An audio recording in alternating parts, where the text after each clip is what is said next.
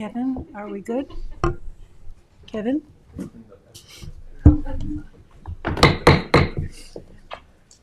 Good afternoon, everybody. Calling the January 23rd, 2025 Planning Board session to order. Oh, right, we do. Can we have a roll call, please, Secretary? Chair LaFaro. Present. Vice Chair Finity will be late. Secretary is here. Board Member Mutu. Present. Board Member Neely. Present. Board Member Fulham. Present. Board Member Glazer. Present. We have a quorum. Please join us for the Pledge of Allegiance. I pledge allegiance to the flag of the United States of America and to the republic for which it stands, one nation, under God, indivisible, with liberty and justice for all.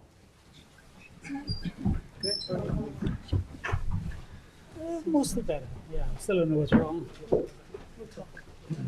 Thank you. Any minutes? Yes, we have, wrong page. We have the 1-9 minutes. Okay, January 9th. That is correct. Motion to approve by George, second by Tom. All in favor? Aye. Opposed, abstention, 6 in favor, 1 absent. So let's go right into 94 Dune Road. Anthony?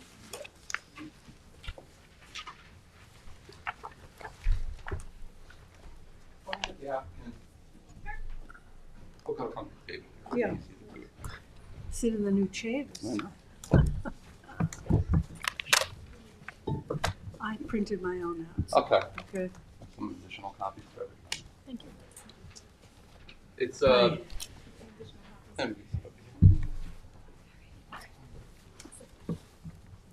what I gave you is both the PW Grosser. I gave you a copy of the memorandum that I prepared regarding the DEIS review. This is for the application of 94 Dune Road Holding, the Dockers restaurant site, for a change from one non-conforming use to another, which is currently before the Zoning Board of Appeals. The application is to change it from the Marina restaurant to a 25 unit condo development with associated accessory structures and improvements. So we had a DEIS. We issued a positive declaration.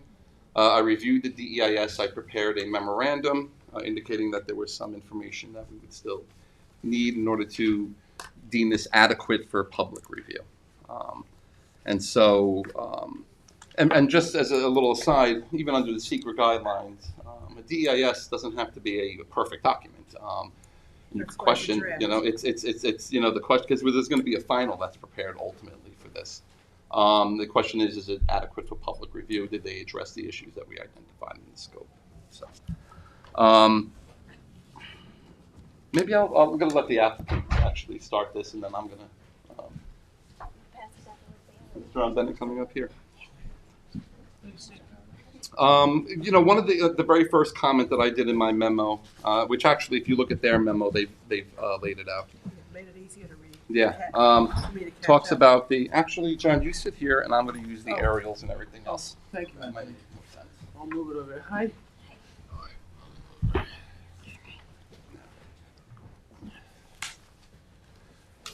So the first comment that I made was regarding the soil boring information. They had made a comment in the DEIS that future additional borings to be undertaken to determine, the conditions for the structural components of the development, and that would be done at a later time prior to building permits getting issued. Okay, just tell us what number you're on here. Oh, it's the So- very first page of the PW Grosser memorandum. 2.1.2. 2.1.2. Got it. So I raised that issue, and I just simply suggested that that information be provided in the DEIS at this time, given the Nature of the nature of the property. project and the environmental sensitivity. But I also would look to George to get his opinion on this as an engineer, if this is information that could come at a later date or, prior to construction. So that was the first one, because that's what the applicant has indicated, is that they would provide that information at a later date. So the question is, does the board, agree with, Is it helpful to have it now, is what you're saying? I'm raising Useful. the question whether it's vital at this point for the analysis. And would not potential mitigation be part of the reason to know it now? Soil borings? That's correct. That would be a logical connection between identifying. So that was the first comment, and I'm not sure how the board feels or what the applicant would like to say about that. Well, having read both reports, it seems that there are several issues that you wanted to update, to augment, and we have some questions.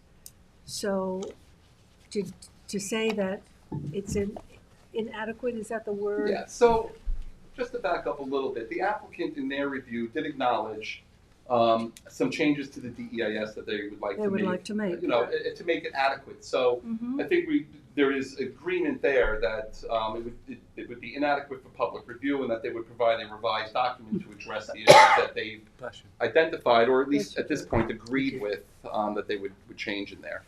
At this, some of these issues. So we're not in disagreement. I mean, like. Yeah, Well, but there were some items that I mentioned that, they just, like for the example, this one is the first one that they're saying. Okay. So, I'd like to see what George, do you have some? I mean, my position. Oh, sorry, you my, didn't give us our for the position record. was as a construction I'm sorry, methodology. I'm sorry. Okay. Appearance. John, Oh, I'm sorry, John Bennett. I apologize. John for the applicant. Bennett, For the applicant. and Bailey Larkin. I'm, Bennett Reed. I'm so sorry. I apologize. Caitlin Kine, PW Grosser.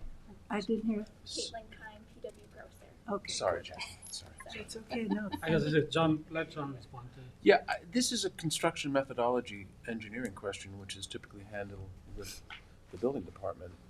I don't know that it would lead to anything that the purpose for the seeker review is. You're looking at impacts on things that are this is just what the this load bearing of the soil is, what kind of construction is going to have to take place, but it doesn't impact on seekers' broader environmental concerns.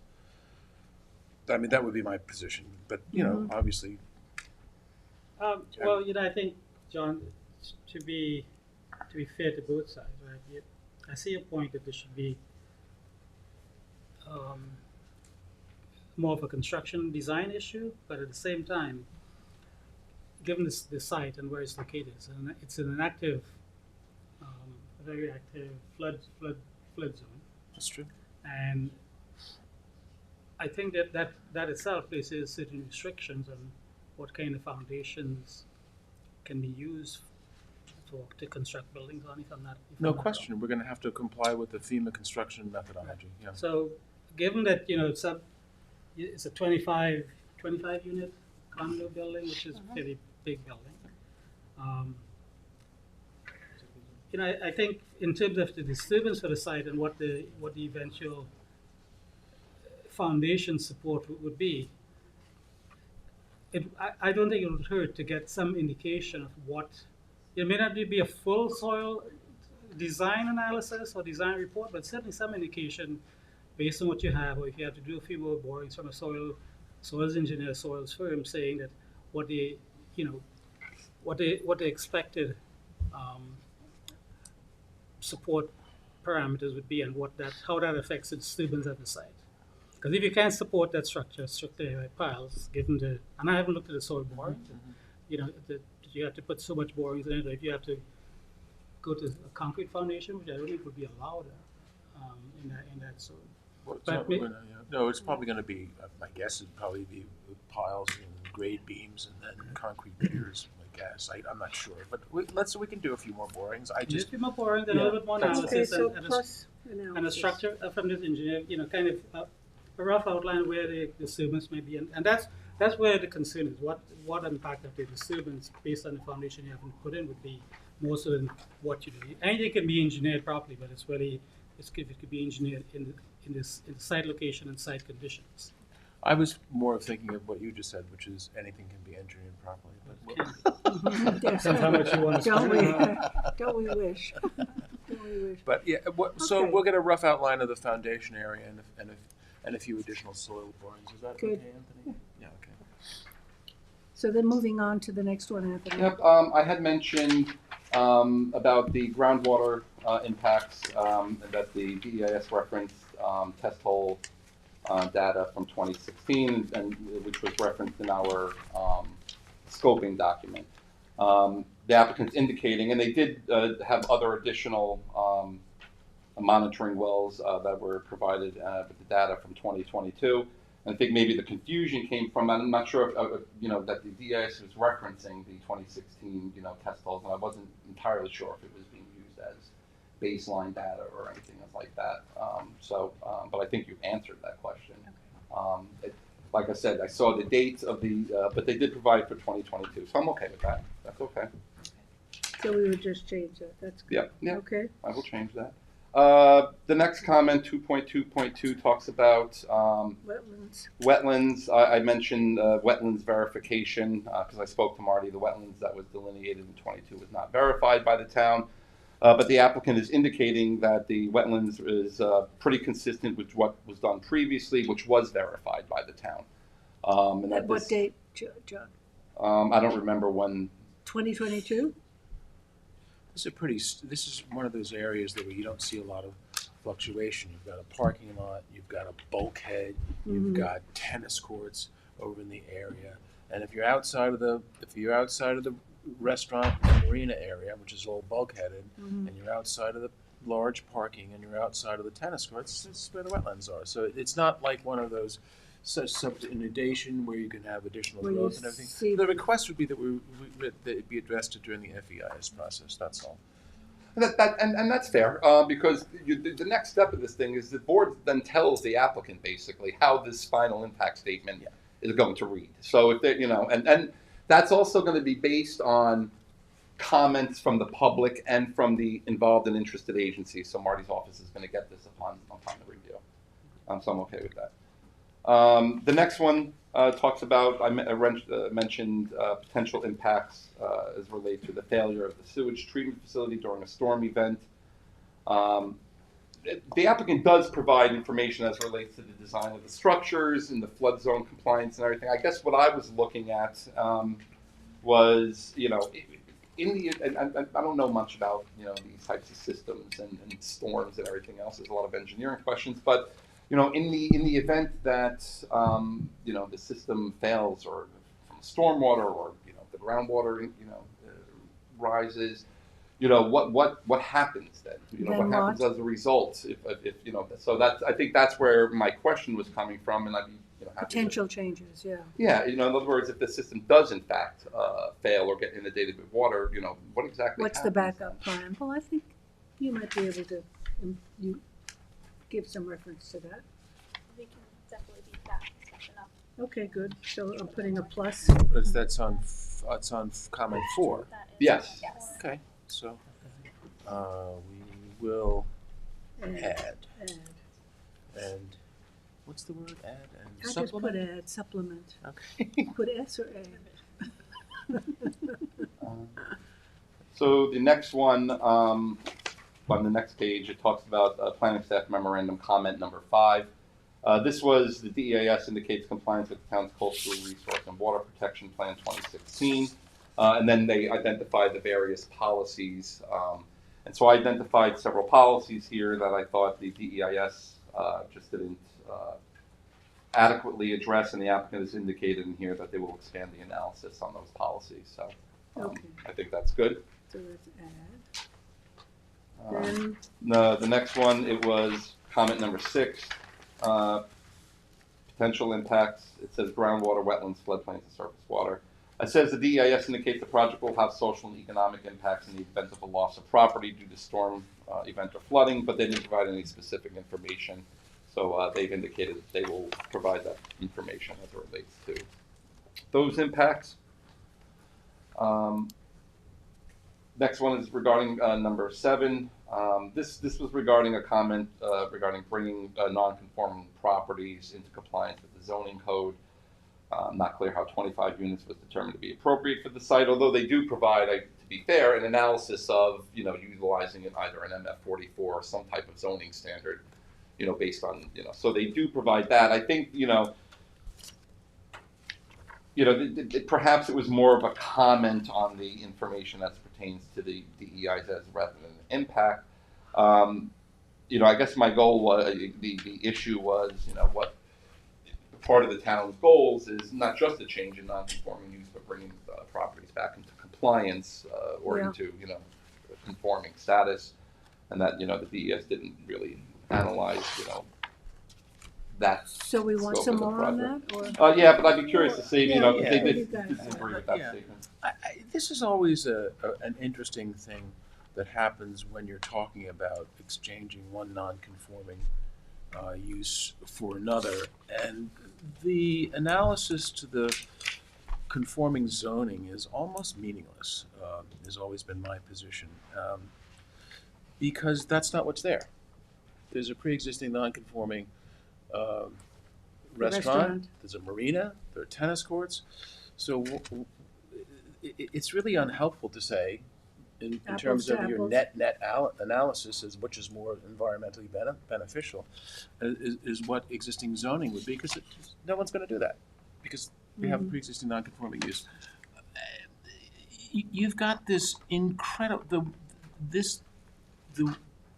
how this wins the day, and which drives so much of this project, is the enormous reduction in nitrogen loading on this project. Quite candidly, we wouldn't be here if it wasn't for, we couldn't make this application if, by not significantly, I mean like overwhelmingly, and PW Gross has done a wonderful analysis, which I'll have it just hand out as a separate sheet.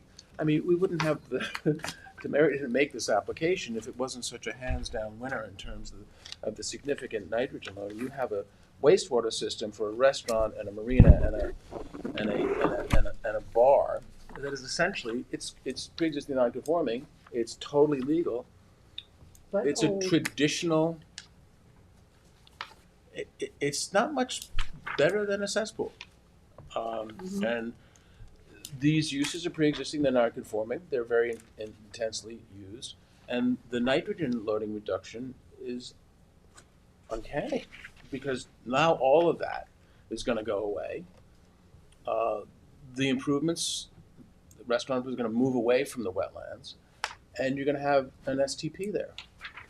That's really what drives so much of it. So, which is why I'm saying it really doesn't. I don't know what the sense is in terms of net environmental benefits to comparing this. What you're saying is not apples to apples. Yeah, it's not. It's to But as of right But are you build-out. saying that because we have a non-conforming situation now that is really not good for the groundwater at all, But and we're perfectly going to legal. get a better but non-conforming? No, I didn't say that. You're going to get a highly superior wastewater treatment system now that the wastewater from the restaurant, the bar, the marina, the tennis court use is essentially being placed untreated into But are you Shinnecock saying Bay. that should mitigate all of any other non-conforming It issues is, that come it to is rise?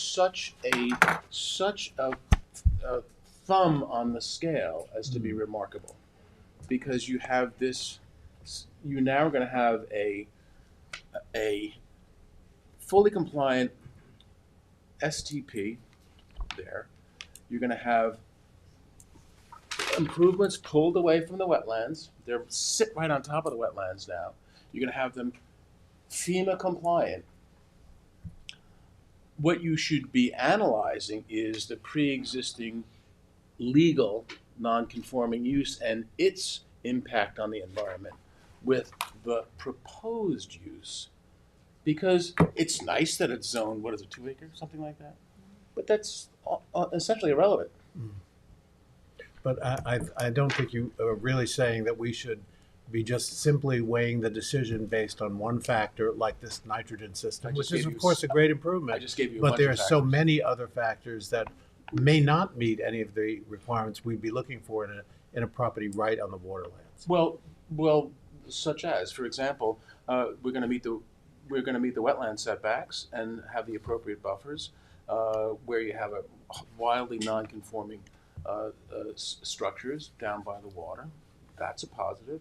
You're going to have this massive, what is this, like 350, 400 pounds a year, something like that? I remember somebody tallied it up for a yearly basis, even more, of nitrogen that is not going to go into Shinnecock Bay now.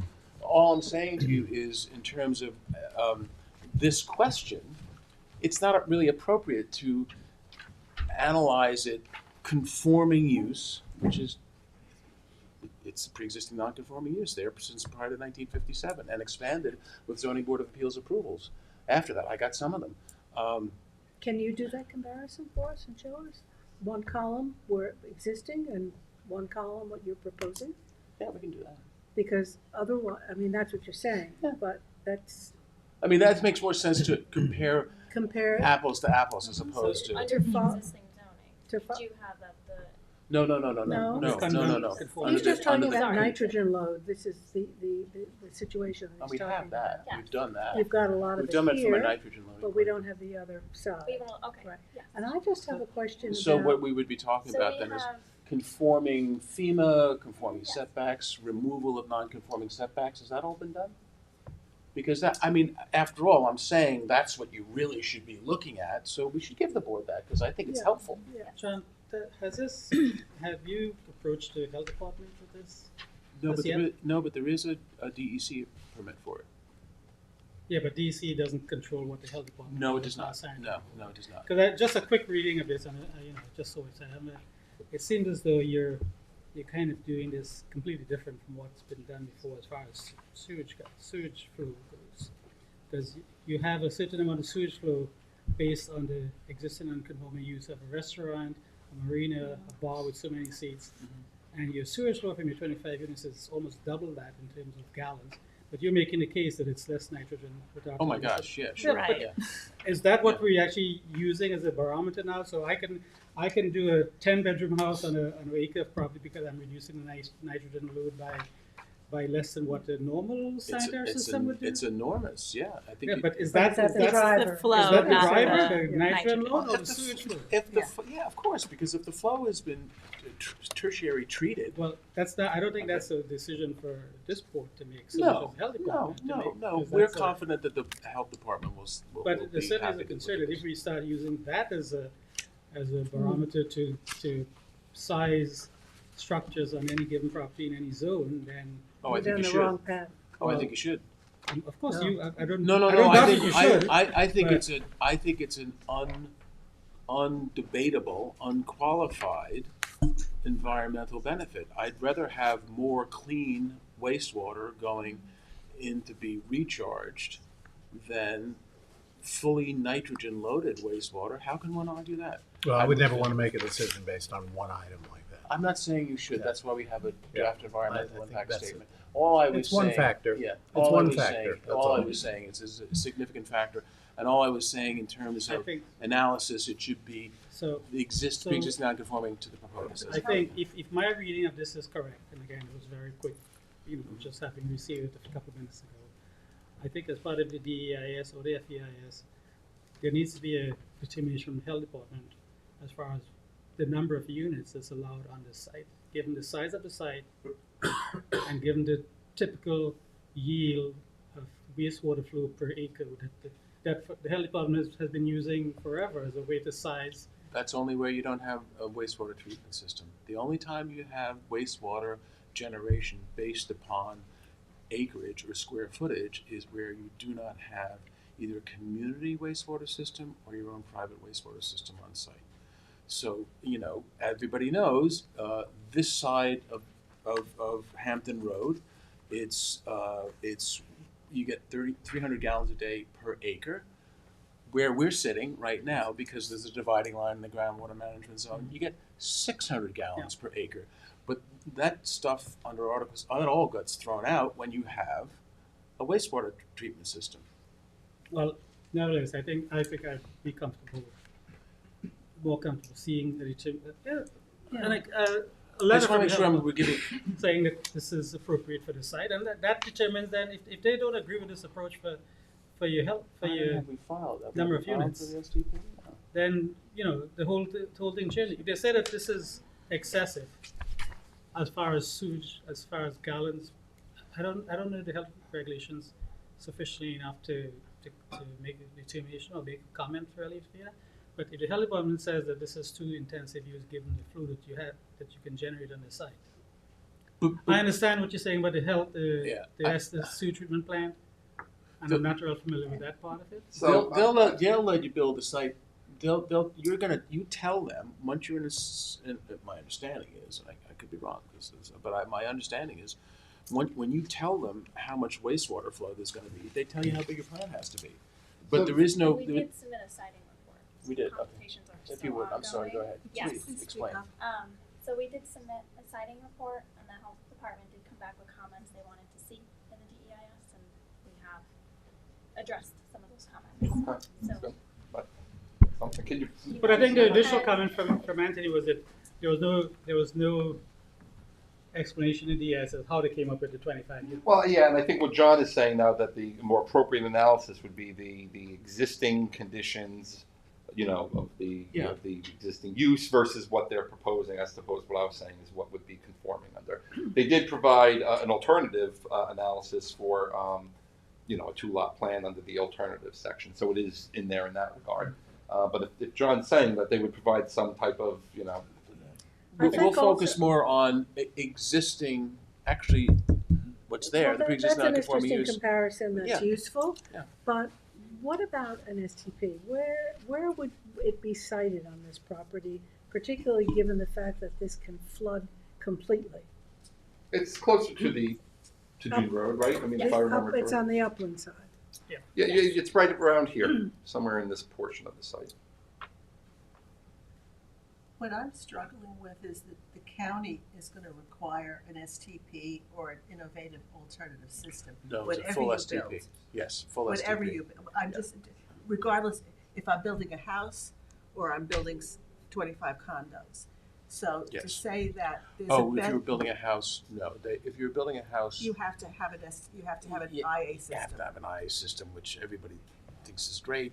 It's not a bad idea, but there's nowhere near the nitrogen removal that you have in a wastewater treatment plant. But my point is that the county is gonna make you do this anyway, so to say that's a benefit for building 25 units, I think is stretching the idea, Absolutely not. in my opinion. No. You take what the person, particularly where you have a pre-existing non-conforming use, and you say, whether or not it's required or not, it's a reality that that's what's going to happen, and that is going to have a benefit. It's far from a stretch. That's what you get all the time in draft environmental impact statements. You look at the project as built, and if that comes along with certain things, whether they're offers or requirements, you look at that and you say, regardless of where you get there, is that an environmental benefit? It's not a stretch. Regarding nitrogen, I agree with you. Regarding intensification of use on the site, the numbers, it's more than doubling the use. How so? Going from 3,480 gallons per day Right. and a seasonal restaurant to 7,500 gallons per day. is- Treated water. With nitrogen, I agree with you. But there are other elements that we're looking at. Anthony's going through this report, and the numbers as calculated here show a more than doubling of the intensiveness of the use of the site. And so the other pieces that we'll be looking at have to take that increased intensity into consideration. Well, So intensity is in the eye of the beholder. Again, I would say that even if you're generating more wastewater, but it's going into the ground fully treated. I agree My with you argument on would be that- nitrogen, and That's there are only other one- environmental What other type issues of- that what we other have type of- to Well, there are consider. other environmental issues. Everything in Oh, yeah, secret. yeah, of course we're gonna deal with those things, yeah. No. Yeah, of so course, I think you've made a good point regarding the outcome of nitrogen. I just want to second what George was saying, is that that's not the barometer for Suffolk County Health Department. And then also the calculations that you've made here, going from 3480 to 7500 is more than doubling the intensity of the use on the site. But let's talk about that because It's math. but once you once you switch from conventional treatment to treated wastewater, those calculations based upon the size of the property go out the door, which is why. Regarding nitrogen, yes. No, regarding wastewater, which is what the health department looks at. They look at water supply and they look at wastewater, which is why there's now a sewer in West Hampton Beach, because you have these small parcels which you couldn't put apartments on because of the size and because the amount of wastewater that they could generate was calculated based upon the size of the parcel, and now you can have restaurants there. Now you can have apartments above these very small parcels, because that area, that key between the area and how much wastewater you can generate goes out the window since you are treating it all. I agree with you. However, I think we should proceed through the report Yeah, sure. because your calculations are showing this in one small piece of the picture. Okay. So we want some more information here, Before Anthony. we get is away that- from water, Yeah, is this Suffolk County Water Authority? Where do you get the water from? Yeah. Have We're not drawing this from a well. And they have given us an approval. do you So have they- that to submit? It's in the DIS, but we can certainly. Have you send seen a it? full copy. Going back to, your comparison of the wastewater, and the treatment level and everything, what about the water intake? Is the current usage, the current, I think that's what Kate was more or asking. less. We'll give you that. If the SCW gave you a letter that they can supply it out there. Yeah, it's in the DEIS. They gave. Oh, it's a water availability Okay. then, a supply letter. Yeah, we have that. Okay. And that's not a seeker issue. That's almost like an engineering issue. Can you supply this with the anticipated use? Right. That's a water availability letter. Okay, let's go to Yeah, 8. Number 8, this was, they indicated that it's a statement that be expressed by the town. It's just that they used 1 per 11,000 square feet of upland area, I think, as a basis for the 25 units. I guess I was looking for clarification. It's not a huge ordeal. It's just that I didn't understand, the comparison using the MF40. Is that what they're doing? Are you using the MF44 standards to determine what the density is on this property? I wasn't sure where the 1 per 11,000 came from. So other than that. clarification So if they could here. just clarify that, John. I think that's the MFPRD density limit, but we'll make So sure. We'll clarify. clarify. That's all. Okay. And 9? But this is a statement that this is what John was alluding to about the beneficial to the neighborhood. I guess we don't have to worry about that. I guess I was raising the question whether or not that required more analysis. If it was accurate, that's okay. 10? The next one is the visual impact. So, this I indicated that DA says that visual impact will not adversely impact the character of the community, and they indicate that there would be a change to the view sheds. But I think it fell short of, because the scope was very clear that the planning board felt that there would be significant potential visual impacts in the context of not what's on the south side of Dune Road. I understand there's stuff there and they've accurately described it, but what the impacts in the context of the vast open That's the only parcel preserve area on the developed. north side of the road. Is what drove the significant potential. And so and then obviously they said that the design of the project and everything, effectively mitigates visual impacts. I think I think they should just, at least at the very least, put the statement in there in the way the planning board has stated it, that the potential impacts would be significant, because that's what the scope said. I'm not sure that I agree with the statement that the visual impacts. They're gonna be taller because they're FEMA compliant. Yeah, That's I mean, right. so I And need they're gonna be some close to the more. road, Yeah, so I think in your that's face. legitimate if they could do that. Is that okay, John? Is that in your part of it? Yeah, can we take care of that? a little bit more information. It just sounds like maybe an amendment to the visual part of the Further discussion on it. further discussion on it. Sure. Yeah, we can do that. Tim? Understand, of course, that it's right across the street. Yeah. That massive round dune complex. Number 10, no, sorry, number 10, no, number 11.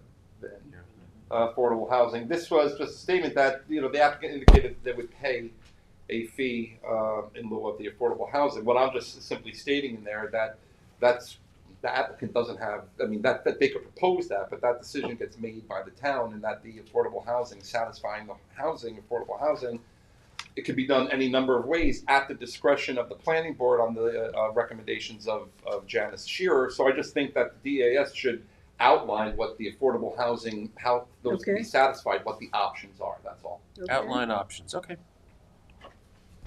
Number 11, no, we did that. Number 12, the Southampton 400 sustainability element.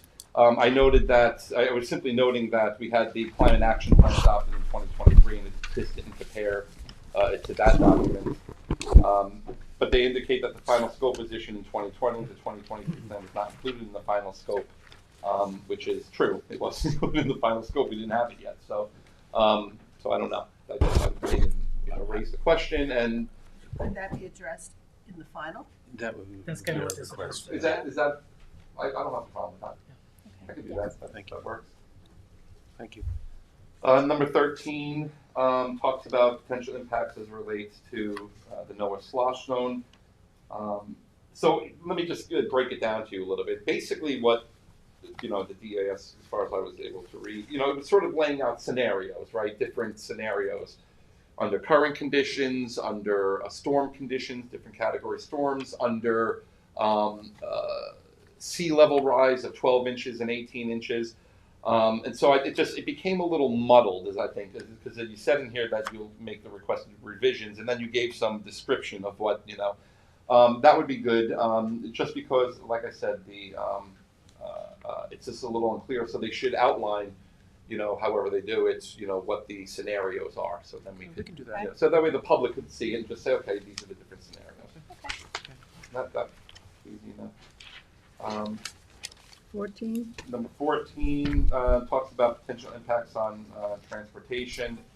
So one of the big things, and you'll see what I'm focusing on my comments, was in the event of an evacuation, the planning board had raised this, and so I raised some questions about the routes that people have to take, are there designated routes, how that and what in the event of the storm, are we looking at bottlenecks? I realize that sometimes it sounds exaggerated, overzealous and everything, but we also understand that the storms have been changing. And after the last storm back in 2012, Sandy, maybe you couldn't even get gas anywhere. So you could see that there are always potential traffic impacts. So, whether or not we could evaluate if there's going to be a bottleneck at the bridge or something, I don't know. I mentioned it because it came out of the It needs scoping document. further So development. I just want to see what what the applicant has to say here, because that's what we really were focusing on, is in the event of a storm evacuation. Dune Road is underwater when there's a storm. This road is regularly closed too, just Yes. from high tide events, so Yeah. that should be noted as well. Okay, somewhat. Yeah. Maybe not a great. Full moon, high tides. Okay. 15. The town has an undelegable duty under the state law to keep roads passable. It's That's what impossible. all the case law says. Except when they're not. Except when, then what do they do? It's supposed to be designed to be passable. Well, somebody should have thought of that 30 years ago. Number 15 piggybacks off the number. Yeah, please do. Can I please just go do. back to comment Oh, yeah. 14? So the GIS, we did look at the evacuation zone that the site is in. It is in category 1, so there is ample notification if a storm is coming to give people time to get out of the area. As far as looking at bottlenecks and bridge capacity, these evacuation routes are determined by Suffolk County. And in order to do some more of those analyses on the back end, we need input from the town and the county on some of these volumes and how to do that. This is from the traffic engineer, and we need to understand some of the assumptions. It's unknown to a private applicant, and what are we looking at? And what is our scope? How big for Dune Road do we also have to take into account everybody else on the road and everybody at like the Maybe you could development just, across the street, and how do we? maybe you could just look at Look the at this. history of the road closure of that particular road. I'm sure Okay. that's documented somewhere. Well, I was going to suggest you might want to touch base with the town police department or the public safety office. Okay. You know, having been involved with that several years ago, you know, evacuations and emergency situations, they may have information that would be helpful to you. Okay. As to We what, did Plus, you're the reach only out. folks that are gonna have the estimate of how many more vehicles you're expecting to be generated from this project, right? So in that That's- discussion, it's gonna be different than a restaurant perhaps, or certainly in an overnight situation, it's gonna be very different. But you would have that information. So your discussions, you bring something to the table and they bring something We to the could look table. at the volumes for Yeah. our development, Yep. certainly. And I do want to get on the record, we did consult with the police department. You did. Basically, some information for their ability to service, in an event, something would happen at the site, be able to get there. We didn't specifically ask about evacuations, we did ask anything that is helpful for this development for us to consider. They didn't bring that up, but we can certainly go back and ask about evacuation and any information That would be that they may helpful. have. an in-season and off-season is Yeah, significantly We different. just have to be, looking at what happened in LA, which is so unexpected, but we have to be prepared for the unexpected. And the traffic jam was unbelievable. So, try to mitigate as much as It possible. was foreseeable. Yeah, one would think, right? We do request if we can handle this in the FEIS as opposed to the DEIS and get some more comments from the public. about it, I don't and then necessarily present have a it as problem with whole. that, And give because us at the end of the time day, to you- consult. when Well, you make for a this decision, you particular want thing, data. but Yeah, but just for this we have a particular. lot more information that we need, is what we're saying. Yeah, but the There's idea a would lot more be to information. include it in the FEIS because we'll Give get us public some comment as time well to and have some those time. consultations. It'll give us some time to have some of those consultations and again to hear from the public. And Well, what are we looking at in timeline to get this back as, to be deemed adequate? Well, ultimately, after we go through this, I mean, they're gonna go back today and they're gonna start making the changes because we've given them. Right. I'm gonna bring this back on the 13th with a revised, memo, I think, right? Unless I don't, The 13th is what, 2 weeks? yeah, just because I wanna revise my memo, I think. It's 3 weeks, right? Sure. 3 weeks. But it's gonna be it'll be in their It's up to court, you, the ball will your be in their court. schedule. You have to tell us whether you want more We're time gonna or revise not. memo. No, I just want to, I think, I have to, since in response to them, where some of my items have been addressed or are not going, that we're okay with, I want to revise my memo to accurately reflect what So we're first requesting. you want to revise your I'm memo. gonna revise it and Then put it they're on the going to 13th, revise and then they're their- gonna revise their DES. What I'm saying is they're gonna go back today and start because they've got some feedback from the Right. planning. Okay.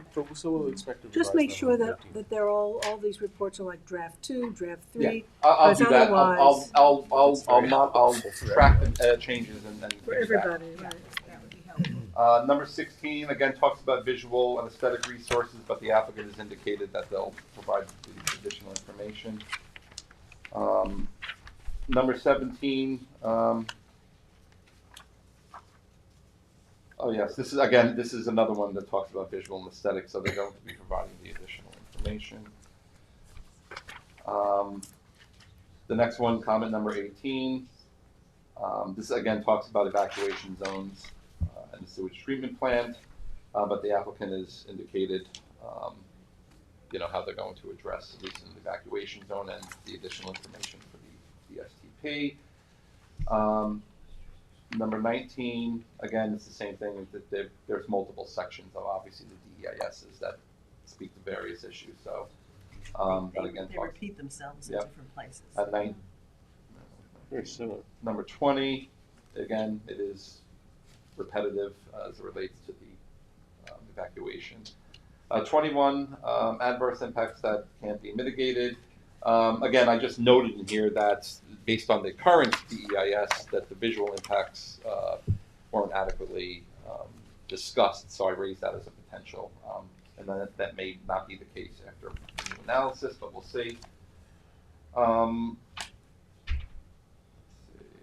Number 22 talks Similar. about acknowledging flood-related impacts due to major storm events. Similar, isn't it? But I think, what the applicant is saying is that they did indicate, the flood zone information, what the storm surge information, and I think with the clarification of these scenarios, I think that's going to help. What was the last update of the FEMA flood maps? Do we know? About 10, 11 years ago, isn't it? Yeah.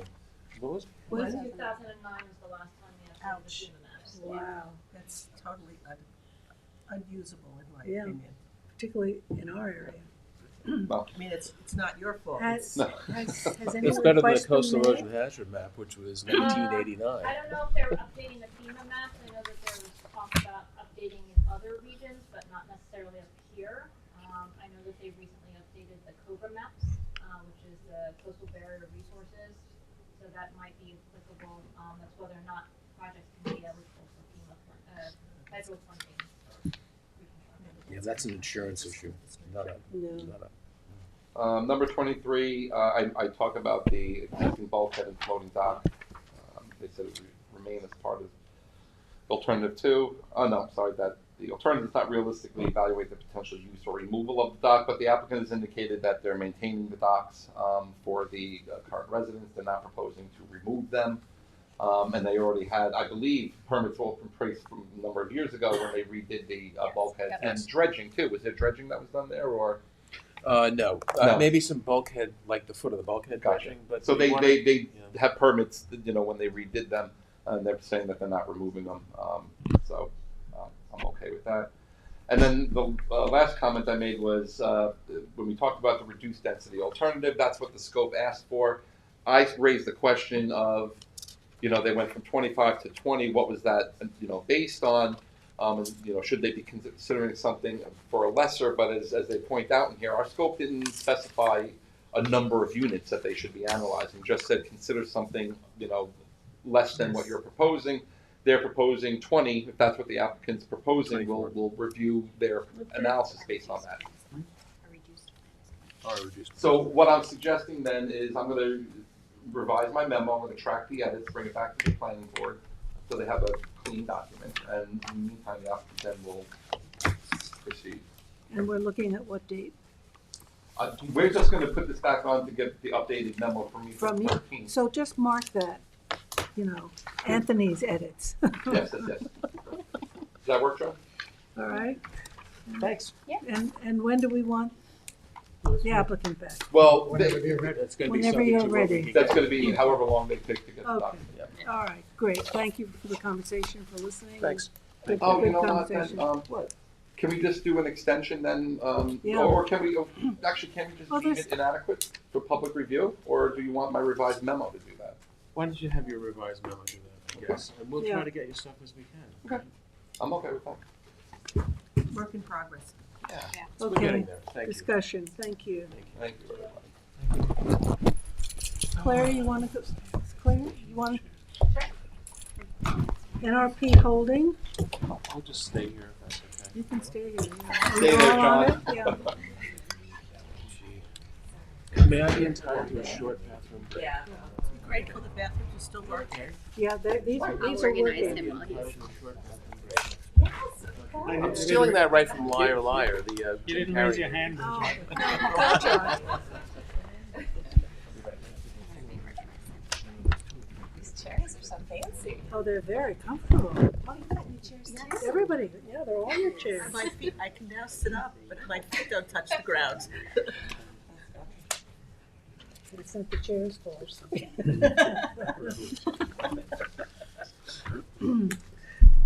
my mother's fault. That's it.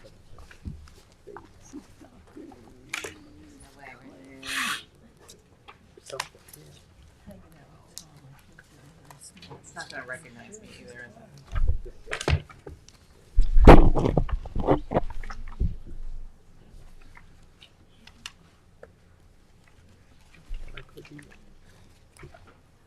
Claire, I have lots of reports from you. Which are we looking at now? Those are the ones I handed out, right, at the last meeting? Yeah. I have fresher versions of those. Yeah, Um, I have there's no January 9th, yes. the draft staff report. Right. That's good, It's not bad. but you have I have a updated- fresher version, Okay. yeah. Okay, Only a little. okay, then I'll put all these away. When it comes up. This is the stuff. Sorry. Exhausting. Oh, I thought I had it with me. No, I know I did. No, fine. It'll show up. Okay, should I put out a map? So we know what we're talking about? Or Yeah, you have little ones? Do you have any little versions? This is very, very Claire large never has versions. little maps. These are. I have lots of little maps, but that I can't see here. I'm not that sure. Just my head hard on. Yeah. No, Phone, Your phone, wallet, keys, glasses, now hearing aids. I mean, it's just. Put everything in one. You need and then you can't forget. Ours. Yes, one purse. A purse. Helpful. That's the purpose of Satchel, perhaps. I have something similar Well, there you to go. that, and my 35-year-old said, I'd never carry something like that, but as I go, that's okay. It's a man bag. And, they're practical. No respect. Okay, so where we're at is that at the last meeting there was some back and forth about some conditions. So John had requested an extension, but the planning board had adopted the subdivision pre-app report as a method to go forward. So what we're at here is the two site plans.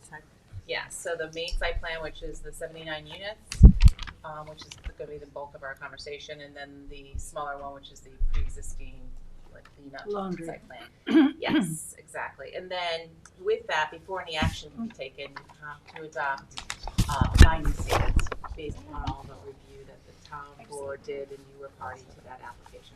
So, so I had forwarded you the finding statement again, and I have copies of that too. But that's the same thing that was passed out, so that's nothing new. But there's more copies of that.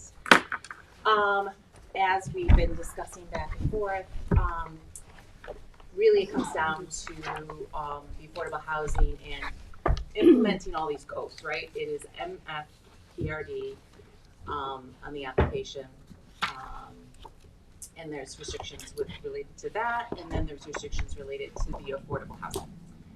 So at this time, there is 78 affordable units. One is in a manager's unit, comes up to 79. Of the 78, it turns out that 16 will be community benefit units that are required, because 20% of the entire project has to be at least be affordable, as defined under Chapter 216 of the code. And that's a certain income level, is that it, or a certain rental? Well, the income level is another part of the conversation. So, Okay. What's the nomenclature for the 16? Tell me. community benefits. benefits, yeah, benefit, but okay. we interchangeable. You'll see me say affordable, affordable, but in the code it's Isn't that to increase the density, the community benefit number? it's party to the application. There could not be an MFPRD without it, right? Obviously. But yeah, that's what the whole zone change was about. But then what's the difference between the 16 and the 62. Yeah, I was trying to do the math in my The head. length, amongst other things, the length of the duration of the affordability component, the restriction. There's 16. No, please go ahead, because we're gonna have to get into this. Yeah, we have anyway, to- so we're not gonna agree. What I wanted to hand out is the language that we're willing to agree to on this. I'll take it. So I'm passing out to you the staff report, and at the end of the staff report, based upon all the codes, I've gone through the codes and the requirements and who has to do what, and covenants and restrictions. But in that, I had a recommendation of what the covenant should be. And then upon their review, they have a recommendation on what they'd like the covenants to be. And I'm getting my feedback from Janice, who is the head of Department of Land Management and is cited to be the person to be overseeing 216 at this point, even though we have a housing director too, but that is. So isn't the what's- town board, doesn't this come under the purview of the town board? It was not in the zone change. No? No, it wasn't. They've left it in your lap. I can tell you that I think it would have probably made more sense in the town, but it was not, but that's Right. not part of the zone change thing. But typically that's, for some reason, you the guys have handled it. I'm Sandy Holler, you guys handled it. But what I want to stress here is that the town wants, there are qualifications for 80% of the median income for the Nassau County area, and then it goes up to 130%. And the town wants some of the units to be only essentially available for the 130%, which is candidly, personally, a policy that I can understand and would be supportive of. But I'm not, I don't want to, it's very difficult because I understand the policy of the town, and I'm not criticizing that. You know, that's 130% of income is one of the somebody works for the town, the other one is a plumbing contractor. Somebody works for the for the police department. The other one is has a small business or something like that. And I get that and I understand. But I can't agree to that. And the reason I can't agree to that is because the state and federal and other funding sources that we're using don't allow that. They want to push more towards the 80%. Did the town know this from the The get-go? town knows that the town must have known this from the get-go because it's the law. So if So you what look you at handed out, if yeah. you look at this is what I Let me can give them the section. yeah this is what but what the law says though, what your own town code Where do says you have that, Claire? is in the instances where the conditions of any grant or federal, state, or county regulations require eligibility priorities and restrictions different from the restrictions set forth in this chapter, the town shall accept same. Okay, no, we have, Oh, okay. I need to read it, I can't. Yeah, let's just No, go through it. No, I understand. All I'm saying is that I This understand is the code. Janice's push for this from a policy point of view. I mean, as a Highlighted? town Did you resident, highlight it? as a town resident with, I put a little star next to it. So Star. there's two sections. To give us a What page page. number? His section, which is page, why isn't there pages on this? It is 323, 5, there are, down at the See bottom. at the bottom At the right, bottom, it says, Claire. it looks like a 10 date. On the right those corner. are, those are revision dates, right? 10, No, 23. it's but 6 of 23, Oh, 7 of right. 23. 23. Oh, I got a different. Ten. version So of where that. are we? G, it says G. G. It's 1023. 1023G, right. In Star. instances with the little star, Oh, yeah, okay, G. and it says the town shall accept the same. Instances where the conditions of any grant or federal, state, or county, of a grant, is that the grant you're talking about, the money? Yeah, this is all built with Require compilations of eligibility grants. priorities and restrictions different from the restrictions set forth in this chapter, the town shall accept the same. So Janice understandably wanted to have it all go into the town lottery. Correct me if I'm wrong, I don't want to put words in anybody's mouth, this is just I understand it. All being all 80, all 78 units or all 60? No, some of the units, but it doesn't matter because our funding sources don't allow that. And I think properly for what I would think she wanted to have, so you could edge it up towards the 130% of the median income, either individually or for couples in the Nassau County, the Nassau Suffolk area, which is what the guideline is. But these funding sources all push towards the 80%. And they have various mixes, but the funding does not allow me. And they don't modify the funding Nope. if you go back and Nope. you say, look, Nope. this is the town code we're dealing with? So I can't agree to a covenant language. I cannot agree to a covenant language that makes my funding dead on You lose the arrival. money, yeah. And because it doesn't work without it. That's the whole reason. That's the way these projects work. Okay, what's your point of view? I mean, not your point of view, but your understanding. But in the code, it says the covenant shall be reviewed by the Department of Land Management, and the Department of Land Management is telling me that they would want the 16 units, not the entire 62, because in reality, they would have been able to do the 62 as right. They wouldn't have to have had an affordable component to it. So she was just looking for the 16 to be eligible to do the So middle, the four- moderate to middle income. Moderate to middle in perpetuity?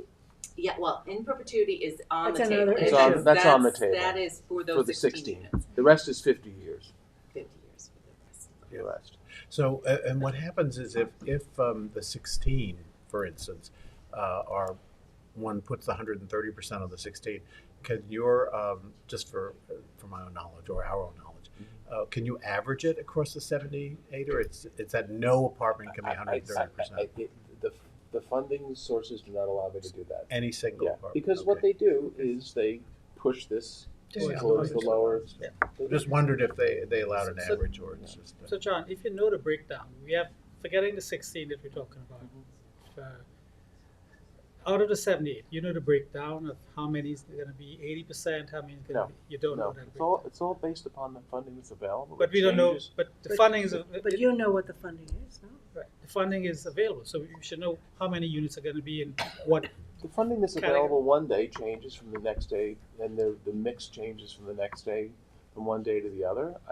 They're out constantly beating the bushes for the available funding, but all of it says, the state and federal funding says that you cannot have parameters that are consistent with the town code. That is why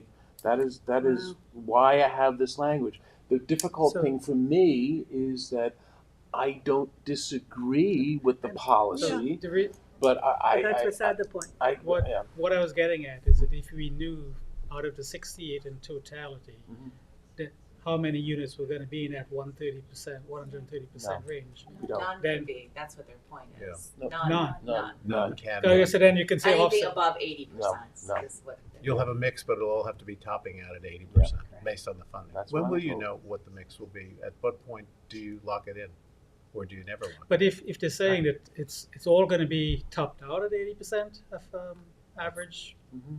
then I mean there's almost no route to get anything for 130%. I don't see a Which clear route towards which 130%. overrides The affordability? the town code, or by saying that the planning board should review the covenants, should that mean that it should be reviewing the covenants? Not planning board, actually. It does say Department of Land. So the Department of So Land. it is, I mean, it is Janice. Right, but Yeah. then the land, shouldn't that also be read in conjunction with the town code? That the covenant should be reviewed in conjunction with what the town code It says? says there's an override. Your own That's- town code That's what says I'm there's an override. suggesting. And the only thing one can hope for is that these are rental units, so maybe the parameters will change. I don't know. It's not like these are ownership units. I mean, that's the only. I'm not promising anything. I don't have a crystal ball, but And I don't need to answer that, but I mean, go ahead. I'm just, the applicant does not have the funding source right now. They're still working on it? yes, as we speak. And one of the reasons why I'm pushing to get this approval is that the applications are not technically complete until we have the site plan approval. Hmm. So it's a Catch. typical Yeah. intragovernmental catch So 22. are Yeah, there that's funding New York sources that State. would allow you to go to 130% for some of the units? Perhaps fully town funded, maybe, but fully town funded, and Yeah. that's But fully there's no town federal funded. or state grants you think that will allow you to go to the 130? This is the representation that has been made to me, and I am in turn representing it to this board. I have a couple of questions. First off, has our affordable housing attorney reviewed A director, all of this? the director, Yes. yes, she is on board with Janice's message. And Janice's message in English is, She wants 16 the units, 16 units to be Moderate edged to towards the middle. 130, which again, I understand. I embrace the policy, but it doesn't work with the funding. And that's my other question. So it's 130 now. If the federal government changes it next year to 120 or 140 or whatever, it just flows along and you have to change who's eligible to Yes. rent these? Yes. The leases change, Yeah, or are you yeah. locked in? No, we can change the leases. We're doing a program in Southampton Village right now, where the village is saying that the leases can only be of a certain term, but that's a little bit different because it's all privately funded. Oh. So these programs are as varied as one can imagine. And you know, I worked a little bit on grants, nothing in this Yeah, area, yeah. but you know, I mean, so I'm is not an the expert either. grant or the subsidy they give you for 1 year, and next year I come don't back know. and ask for I- more, or 5 years? I don't know. I don't know enough to make a representation that I would feel comfortable with. So the rules could change. The I rules think, could change, anytime. which is, to be honest with you, why I tried to keep this, excuse the expression, Simple. as loosey-goosey as possible. But at the same time, knowing that I couldn't agree with the town language. Did we see the town? So by you saying, What I'm suggesting is on the bottom of page 14 of the report, which I have not given to John. But I had given that to you in that email. Yeah, no, we saw it in the email, and I ran it by the client, and they said that they couldn't do it. And I know Jim Burke wanted to see this, and I put it on his desk. I know he's been in and out of executive sessions, and he may have something to do on about Claire, it. which What is that? part of page 14? 14, the following are At the the report. proposed covenants. It's I double 2, 3, 1, 2, 3. 1, 2, and 3? Yeah. So one is the one he's talking about. Here. Can you just read it Yeah, I got so this. that we, That's right. That's mine? Yeah, Okay. that's right. okay. So, yes, Read that. I'm saying 20% of the 78 units shall remain affordable per chapter 216 in perpetuity. These units shall be interspersed through the development and shall be a mix of apartment types, 1, 2, and 3 bedrooms. That's part of the code. Right. The income level of these units shall be moderate to middle, 80% to 130% AMI, as established by the town of Southampton, administered by the housing director per chapter 216. Okay, so John, what It's you're the saying, second sentence that I can't, I can't, interspersed? yeah, no, can't agree with that. The income level shall be 80 to 130. That's what I can't You agree can with do the first that. 2 sentences, but then not the second sentence, the third sentence, I'm sorry. Well, So, and how So you would can't get funding for your 62 units? no. It That's what has I'm to be being for the told. whole Yes, project. that's what I'm being told. I see. So it's the 80 to 30 Yeah. that that's the You issue? can't 16 commit to. units are in perpetuity. Well, you'll see my language, the mix of middle. The My number of language units is shall 20% of the remain affordable. 78 units shall remain affordable in Oh, for perpetuity. 50 years. And the Oh, remainder shall remain affordable Yeah. for a period of 50 years. 50 years, yeah. I mean, The all issue, these, the issue is only about this, about the income level. That's Yes. the the issue. income level. And with your sources or your people who are doing this are saying there is no grant that will allow them to go to 130 for any portion of the apartment. Nope.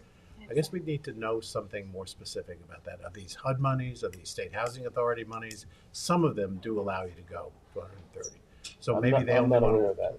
Yeah, so maybe they only want to apply for the ones that don't allow it. But in order to meet the town code, we've got to get some of these that are going to be eligible to go to 130. No, in order to meet the town code, you have a provision that says where the conditions of the grant or federal, state, or county requirements require priorities different, the town shall accept same. So I have met the town code. Right, but then the policy is for the planning without- director No. to But- be able to make their recommendation, which is for good reason. I mean, the No. 130% are professionals that cannot live in the community, and therefore there's a gap. And when the housing plan gets put in place, that's identified as, working professionals cannot afford to live here, which exacerbates the traffic problem.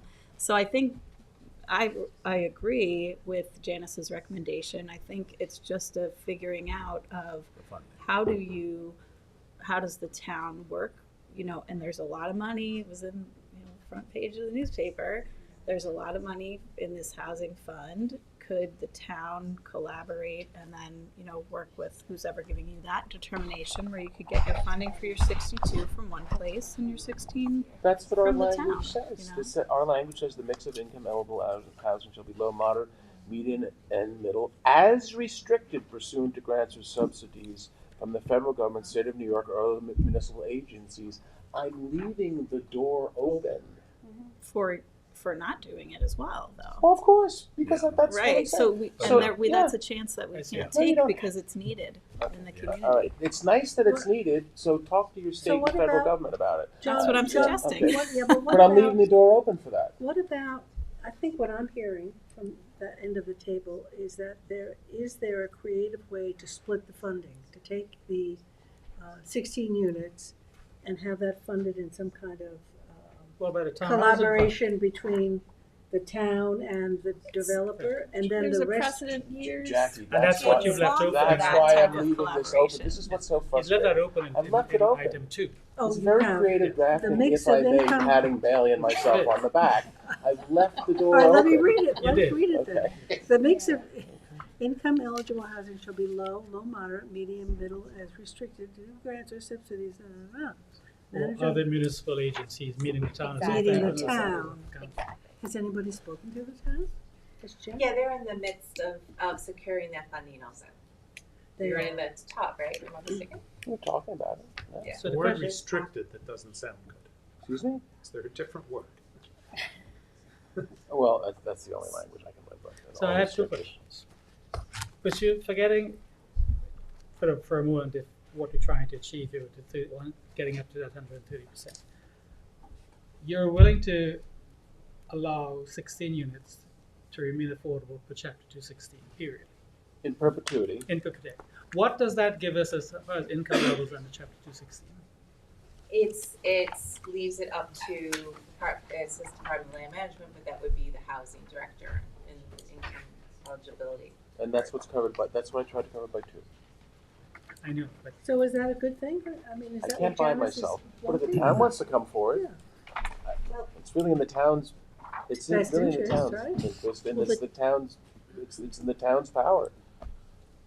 I think what you're saying is Janice is saying there's a lot of funding out there, federal and state, for low income housing, and that the policy of the town is to not forget the working professionals who cannot Yeah. live here. That's exactly what she's saying, and I agree with it, which is why I have the language. The mix shall be pursuant to grants or subsidies from the federal government, state of New York, or other municipal agencies. I'm presuming, I can't speak for the town, but hypothetically, if the town wants to fully fund those 16 units, I'm How assuming. did we get 16? 20%. Of the Yes, Yes, but the 70. way you've worded it, it basically gives the developer the full authority to go ahead and move with the 16, not 130%. If he's got money that That's the only that way I basically. can do it, because I Well, no, can't there do- is another way you No, can I do it. can't It be simply subject- says that the 16 will be developed with monies that allowed you to go to 130%, and then it's up to the developer to I'm not find gonna- that money. No, I'm not going to do that. I'm not going to do Oh, that. well. I'm not doing that. I'm not going to do that because only a fool will key a land use approval into the action of a third party. I'm Well, not aren't you that. doing that And with the others? but- Your no, you your can't- approval you is based can't on do your that. third party now, the funding which requires you to go only to 80%. That would be, What's different? That would be an illegal condition. What's an illegal condition? An illegal condition is where you're tying my hands to the actions of a third party. Well, aren't you doing that with the 80%? No, You're saying no. to us that you can only go to 80%. I'm not saying it. The federal and state government. Okay. Your beef is with the federal and state We government. will David. disagree on some Okay, of the all right. language, but But your this is all I- language this is what I can not. live with. But you're saying the language is open ended enough, and it's not really open It's ended. also open-ended enough for the town to come forward, which Well, is what you're which I missing. think is the most important part of this. It's open-ended. Right, I but you agree can with you. do I would- that. You know, you can't say to the developer, change that to the point where you could develop these. What if the town doesn't step forward to give you something to give you 130%? Then you Exactly. can't Well, develop. but then it. the That's town so has to restrictive. take the decision making as Yeah, to but whether or the not they town, want you to can't- lose we can't the entire dictate- we can't project. And dictate or this is what predict what the this town allows will it. do. But the This town, allows it. I mean, the town has to decide whether they're going to lose the entire project over The their town. requirement for 16. Or the town Or can not. step up under that second Well, condition. the and say town we can wanna- step Can we I wanna also actually just get here this. say that I don't believe this is a planning board decision. Well, This is a I sort town of agree board with you, decision. but we're now And at it's in the, our lap, and I don't think we want it in our lap. Is there anything that we could do to Yeah, petition? you could write a town condition. board. You can write a condition that the income eligibility is subject to review and approval by the Department of Land Management? No, Your input? no, we can't, because this already says this, Or but the it makes town it board. subject to the grants. And I went to the town and I got an approval, I got a zone change approval, you can't send me back to that, they didn't condition it this way. Now we're stuck with it, and this is what I'm telling you I can live with. And what I've done is I've crafted it so that if the town steps up on those 16 units, You have the, yeah, you and have there's the all this flexibility. teeth gnashing about it. Okay, well, your lobbying, so to speak, should be to the town. I think we should be asking Kara back to give you the money. That's fine, but I I can't mean, be if- a if- prisoner I mean, to if that. If that's what the town, Yeah. and I don't disagree. It'd be the town board. not Yeah, Kara. Yeah. well, but, Well, yeah. but I mean, we've got money that we're trying to figure out how to use. And here's an for the- opportunity. For the community It housing is an funds. opportunity, and do you have to solve all the housing problems with one project? No. No, No. you don't. No, we can't. However, there's a need for every income level. Yeah. Which is another point I was gonna make. If we're Okay. stuck with the 30 to 80%, maybe we say 50% needs to be 30 to 50 and Can't do it. 50%. Why can't you do that? Because that's not what the funding allows. I can live, quite candidly, everyone, I can live with this language. That's it. That's what I have the Have approval we for. Our seen job the is funding? planning, Have not we to seen solve the a business language of the model, though. funding? Excuse me? I said our job is planning, not to solve a business model. We're saying this is the Business model. ingredients This is the biggest workforce housing project in the village. Your job, if I may be so bold, is to approve it, so some federal judge doesn't say to you, you guys haven't done enough. It's going here. Just read Village of Belterre. If you haven't done Yeah, enough as a but- municipality, I don't think The you- point is that that's not the code that we wrote. David, I'm Right. not David. trying to entertain you from a humorous point of view. That's what the case law says. Have we seen your funding documents, in other words? I mean, because I That's file not grants your all the time too. job as a planning board. Well, this is not our job Well, either. I don't that. Right, exactly. Our job is to get the facts on the table. You can't tell us we Yeah. don't Well, need you to asked look the at the action deadline, documents, so. and this is what I can agree to. And what I've I done think is you have to crafted it so postpone. that if the town wants to step up, they can do it.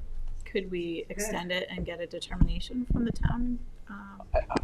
I wouldn't be agreeable to that. God knows how long that'll take. Options here. I mean, I feel like we're being pushed into a corner. Well, it's not me. I think we have to have a discussion with the town, the Well, land I'm management. pretty sure, Mark, am I mistaken? Did he threaten a lawsuit? I'm sorry? Did he threaten a lawsuit? I said you're at the action deadline. I expect you to I do actually- what you're done, what the state Well, code. can you, how about an extension and No, time No, to? no, because what that does, I've been trying to get this approval for months now so that I can continuing the funding process. And what I find a little bit rich is the fact that I have purposely drafted this resolution to allow a situation where the town could provide the full amount of funding, but you're putting it all back on me. Lobby the town. I think a sense of the board to the town.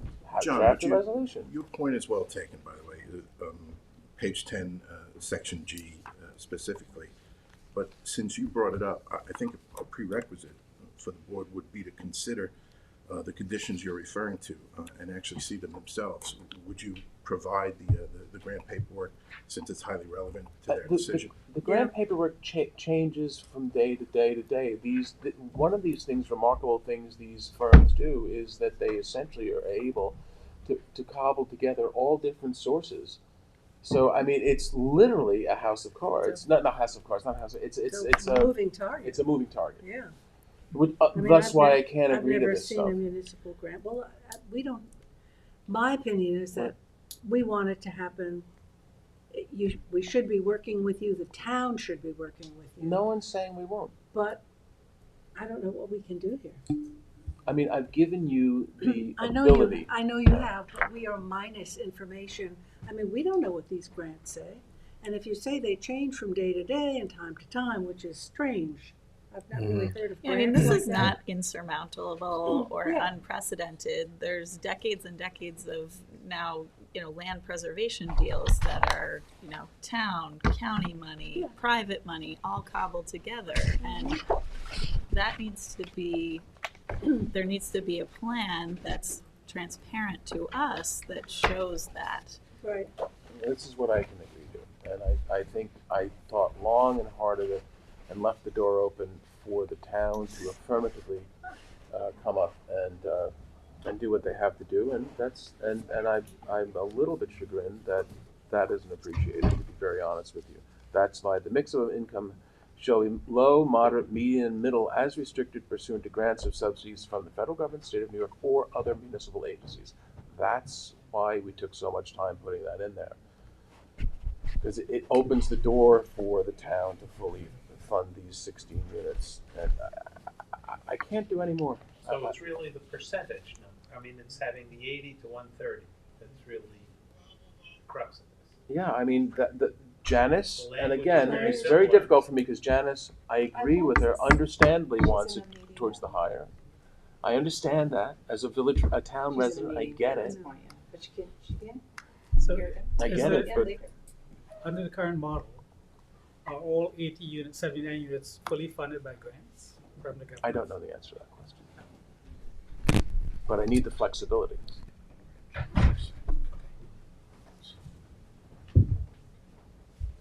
The state and federal government push towards the lower percentage. No, And I understand I the get town it. policy. But yeah, I we talk support about it. funding and about the town stepping up to fully fund 16 units Yeah, they because can do they it. want, but are the other agencies fully funding 62 units? That's what I wonder. Why it seems it's all over the place, you know, Yeah, I mean, If that the should be a town- simple question, I think. Okay, well, but nobody seems to have the answer. And I will say, you know, again, from my much different category, Mhm. but my experience with grants and subsidies is that they can change from one year to another year to, you know, different administrations can have different policies. well, that would speak in favor of our And- language then, because remember, these are rental units. They're not. Right. They're not sale units. I'd be more concerned about that if they were sale units. But So, but as, Again, the what you are percentage- saying is, as of today, you have absolutely no, or the builders have absolutely, or the developers have absolutely no funding in place. I've been told by the people who are in charge of the project, remember, I'm the land use lawyer. Mhm. I've been told by the people in charge of this project that the funding applications don't become complete until such time as there is a site plan approval. That's why we were, one of the, Janice is here. yeah, I understand. And by the way, I understand and fully support from a policy point of view what Janice wants to do, but You don't have to if you don't want to. That still doesn't resolve our issue because we're minus information. So let me just try to capture what we've said. We haven't seen the funding requirements, which change from day to day, which makes a task almost impossible, right? The second observation is that it's a town board issue based on their code. The third is that, is it possible for these 16 units to be a partner in the funding, with this developer, and the other units go the way they've been going? So, you know, we don't know where we are, Janice, help. Okay. She saw, so it's my understanding, Have you so seen- originally we said, okay, for the whole zone change, and I'm sorry I'm jumping in, so I don't know what That's you've okay. discussed. I This came is- up here for my sand mine. This, oh, God. Here, Referral. this is John's recommendation. Oh, thank you. So we, you know, I understand that the, this is his. that's mine. It's John's. And just if I may, Changes. just, And that was- the And this whole- mine. The whole idea of this, particularly small 2, is to allow the flexibility. For example, if the town wants to fund in full the 16 units, the mix of eligible housing shall be low, moderate, medium, and middle, as restricted pursuant to grants or subsidies from the federal government, state of New York, or other municipal agencies. This is John's language. What we're concerned about- This is what I'm Trying trying to to do put is to flexibility in alleviate the flexibility, knowing that Well, we're all the other funding, unfortunately, is pushes towards that 80%. Janice, I want to say it's a very difficult position for me as a town resident because from a policy point of view, I fully understand what you're trying to do and I agree with it. I do. But the funding sources don't let me do that. And the town law says that when the funding sources have different requirements, those funding sources shall prevail. So what I tried to do is to draft into this the flexibility for some of the units to be totally funded by the town. So if the town wants to step up, great. What the language does do, what we're concerned about is that it basically gives them the authority without town funding or some other source of funding to move forward the way they want to move with the 80%. But it also gives the And that's a town the concern. ability to step up. And the other keep on concern forgetting is that other that side of we it. don't have full information about the funding sources. He doesn't have it either, about what are the funding sources and what the requirements are. And of we're at those action funding deadline, sources. which I've extended many times. So if So you wanted that information, Can we let- John, don't get dramatic. May I just say this? So the application at the zone change level was considered at a higher, elect to consider was 104 units through a lot of, time and effort on the part of council people, speaking to the community, et cetera. They settled down to 79 units. Of the 79 units, the set aside is always in a zone change. So let's just pretend that they weren't doing 100% affordable. The set aside is 20%. And that comes to the town, and we don't set the thresholds. We see what happens in the lot. There's a lot of flexibility when we take them in. In this case, their funding is for the full 79 at the tax credit level, the 9% credit, and they're saying they can't separate it out. We're simply saying initially, like to say the town should now pay for the thing that we're supposed to get as the set aside, I take exception to only because then why did we get 79 units? Because we did the 20% set aside. So we don't want to like double dip on that. And we're also buying property with CPF, so there's some other funding sources there. So that's a little funky, but I understand their issue because they're saying but they're not fully financed yet by that state. Oh, that's what John either. said, yeah. The state is waiting, and so is the county, to see what we do. So we were trying to say, give us the 16, you go fund the rest of them through the county and state, and That's we'll what we use said. invoke 216K or whatever that provision was that we can Yeah. go along with whatever those are. But we were trying to keep hold of the 16 Yeah. into the town's discretion. My understanding is that they're saying you can't do that because they won't be able to build any of them if we do that. So we're at an impasse in that case. But I don't think we should now, for them to say, well, you could pay for them. They were owed to us. I don't want to pay for something I already got. That's like saying you get 20% set aside of open space and now the town could buy that with CPF. We're not buying what's There's no already condition free. on the zone change with that. There's no condition on the zone change. That's what I was trying to figure out why he was stressing with every statement, and that the town fully pay for these 16 units. And I was asking, are the other 62 units fully paid for by the grants you're getting? And you didn't have an answer to that. because We you didn't could know. put money in toward the other 62 But you as can well. you can contribute towards it, not fully pay for it. Well, this leaves the option open for that. That's what I'm trying to do. But you kept insisting that it must be Perpetuity fully paid is by. part of commitment our from the chapter town. 216. I don't have any 16. Nobody's Yeah. arguing with that. I think they agree to the perpetuity and the 50 years. Threshold. And Income then the threshold. income threshold, the I only don't issue. know how to rectify that because we're just saying, hey, if we got somebody in the lottery for 80%, that would be fabulous. If somebody came in at 100%, we want to have that flexibility inherent to be able to have that and have a larger mix of income potential. You don't want to just create one whole very low income development plan. You want to have a range of income levels living in You want unity, the diversity, right? yeah. The diversity, Yeah. and you know that, and you've done that many Yeah. times where you Right. don't make it obvious which ones are the lower income ones Right. or the middle income ones. We It's all disperse just there. Disperse it through the So I development. don't, I'm hearing like, oh, we're hearing it's Janice is telling us we have to do it this way. I'm just saying, I just know what we're set aside from the zone change is 16 units. And I'm not, sure how that is going to play out. We're just trying to figure that out. And maybe they should come back to the town board and That's what we're saying. facilitate I'm not that. going But back to I'm town board. I have a happy zone to- change without the conditions that deal with this. I'm not going back there. You can't force me back there. I'm not going back there. I'm not gonna go back to the town board. My gosh. I mean, this was not dealt with as a condition in the town zone change application. I mean, maybe it should have been, but It we says are where we are. pursuant to chapter 260. Which says, at the very end, if there 216 are, are those little, which says at the very end, the instances where the conditions of any federal grant, state, or county regulations require eligibility priorities and restrictions different from the restrictions set forth in this chapter, the town shall, not may. But we don't know not those. shall, We don't know accept those money restrictions because you said you But don't know if where the they- funding's but come if from. Then they it are- says Well, we need to section- know that. No, Don't you we don't, need to know? because if they are, you have to accept them. Well, we Plain don't and know. simple. We can't make a Doesn't decision matter because If we they have no are, idea where the you funding have- is coming It from. doesn't matter, David. If they are, you have to accept them. I'm just telling you the law that your own legislature You're asking wrote. us to make a But it decision without says information. Where a unit reserved for low, moderate, or middle is restricted pursuant to a grant or subsidy, the town may accept such restrictions. So there's a shall in one It doesn't section say and a that. may in another. Which yeah, section John are you- Okay. referenced that, yeah.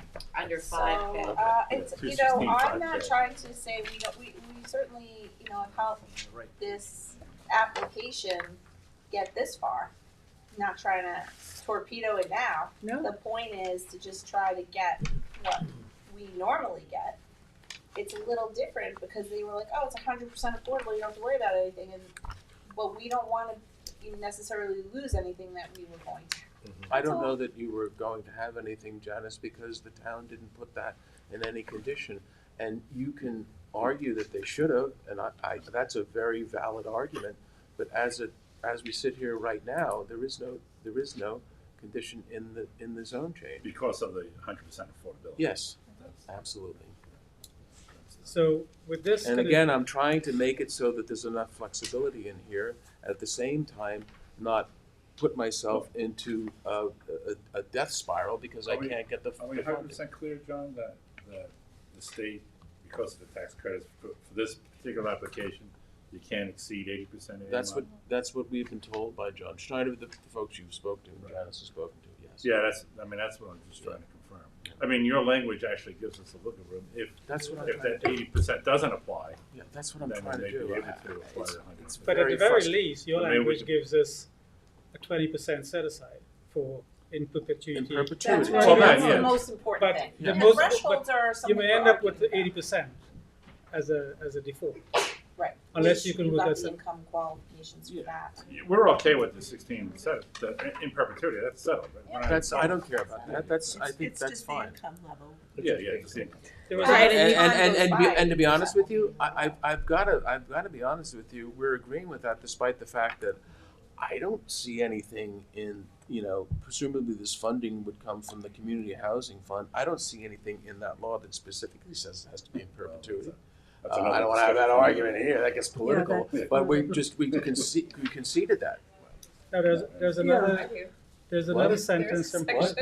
There's It's in K. 216 is K. the John? perpetuity. No, There's no, a- in the, well, there was another sentence from Claire's report which is not addressed it is just omitted from your language where it talks about those 16 units to be administered by the housing authority.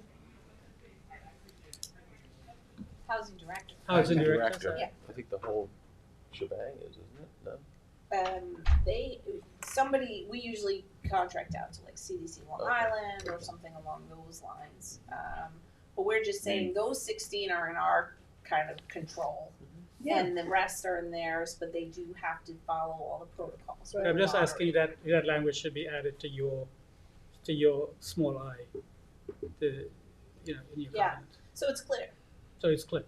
So are we getting closer here? I think Yeah. you are. Yeah. I think they're saying And it as should long be as fine. you have the perpetuity, as long as you have Government is funding low income housing. We need working professional well, housing. that's what my That's- point was. You know, I what we are all we agree gonna with do that, here? Well, the town Sorry voted. if for 16 units, it's not gonna be funded, but I don't think this client is gonna be crying pour to No, set don't, aside. Don't count other people's money. Don't 16 count units. funding sources, and don't count. I don't But think that that's was a good my thing point to do. entirely, Kate, was just that, the diversity of income types and to be able to have the availability for, say, a young professional, or, you know, it for two working professionals who make more than 100,000, they're out. Right. So that doesn't really Talk to the state. necessarily work Talk to the federal for. government. So the issue still is, as Kate said, the bottom line is if we agree to what they're saying, proposed language now, is they're likely to build this unless you give them the money for the housing, which you feel you shouldn't because you've already given them. This is your We gave you the part, extra right. density. So without that, they're Right. pretty much gonna be limited to 80%, even though we don't know where the funding's coming from yet. But they're saying most of the funding is limited to 80% for now. David, We you're do assuming know a where the lot on the funding is actions of the coming from. potential actions of the town board. You're assuming that the town board is not going to step up, and I don't think that's a fair I'm not analysis. assuming, I'm just listening to what Janice Okay. said, that All right Janice now, is the the town only board. option I am not the is, town board. but right, the only option is for the town to put the money in, unless they can find another source that would allow the income level to go to 130. So are you saying, but I thought if you can't turn, you have to go back to the county and the state and say, here's what we have. Here's our approvals, here's our funding as far as what the town is putting in, and then Well, the they're town's putting in going nothing to, there. the town is, And No, Janet, that's if I what I may, was the trying to town, tell you, the that- town buying the open space was a negotiation because the number of units were reduced so much below what pro rata the town had approved on other projects. That was a part of a negotiation.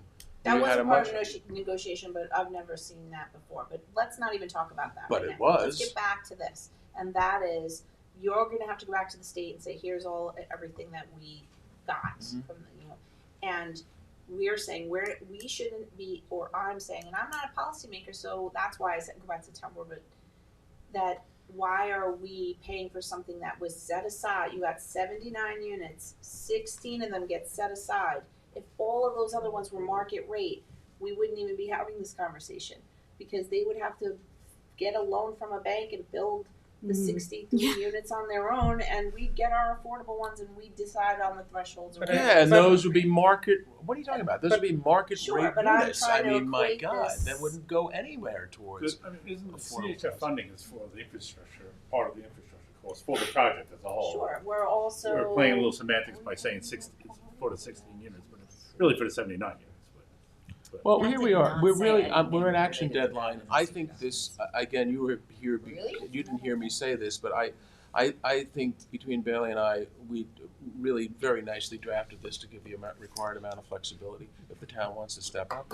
And I think, I think you should approve this language. But John is not saying, and correct me if I'm wrong, he's not saying that if you get your 16 set aside with no upgrade to the earning of the thing, that we're gonna have to, the town has to pay for that. I think what he's suggesting is that if the town wants to very kind of put money in towards They want to put their the money 16 where their units, mouth is, and yes. I don't agree with having to fully fund 16 units, but as a No. grant to make it separate from the other 60 that they can do that. So you Or can also go- accept the 16 units with the 80% AMI. Either one. you know, I, again, I'm not a policymaker here, but my only understanding is that no matter what it's set aside, is the set aside because you got the density bonus. Not now when Can't put your double money dip. where your mouth is. Yeah. We got But you're getting this that, much right? density to You're get getting this much 16 set aside. Mhm. That's all I'm Mhm. saying. Okay. And then Getting now 16 we're arguing over who gets to qualify to live there in these 16 units. That's They're the issue. saying the same people as everywhere else, up to 80% of income. For one single person, it's 87,000. For a family, like a couple, you can only make 100,000. We were trying to say that's not really a lot, so we wanted it to go up to And- 130%, because then that way you can make two And professionals, we married all agree with couple, can make some more money and live there too. But the But town, that's not what they got the tax credit financing for. but the so legislature, they- the so it town doesn't work. legislature, in its understanding all this and in its wisdom, states that where the restrictions are different from set forth in this chapter, the town shall. It's not precatory, which means may. The town shall accept same. And again, I find myself very frustrated because I agree with the policy, but there are funding sources that don't allow me that flexibility. So I tried to graft into this resolution enough flexibility to allow that. So I would like to ask for a vote on my language, unless, of course, Claire has other things to talk about with Do we the. know the I status definitely of the, have Excuse me? do we know the status of the tax credit award? Do we know that? No. that's the same? No, that's So what it's we've been still asking. Well, I It's in can't, ether somewhere. the We don't have people any at, information. Schneiderman and his John should. colleague, We need to get some these applications aren't even complete, so we have the site plan Yeah. approval. Funding. Right. And I don't think this, I mean, the state will be taking up this tax credit application along with many others. No, throughout the state. no. So, And it's a rolling sort of Yeah. process. That's the other thing why I can't be specific about it, because I can't get to square one on this stuff until I have a site plan approval.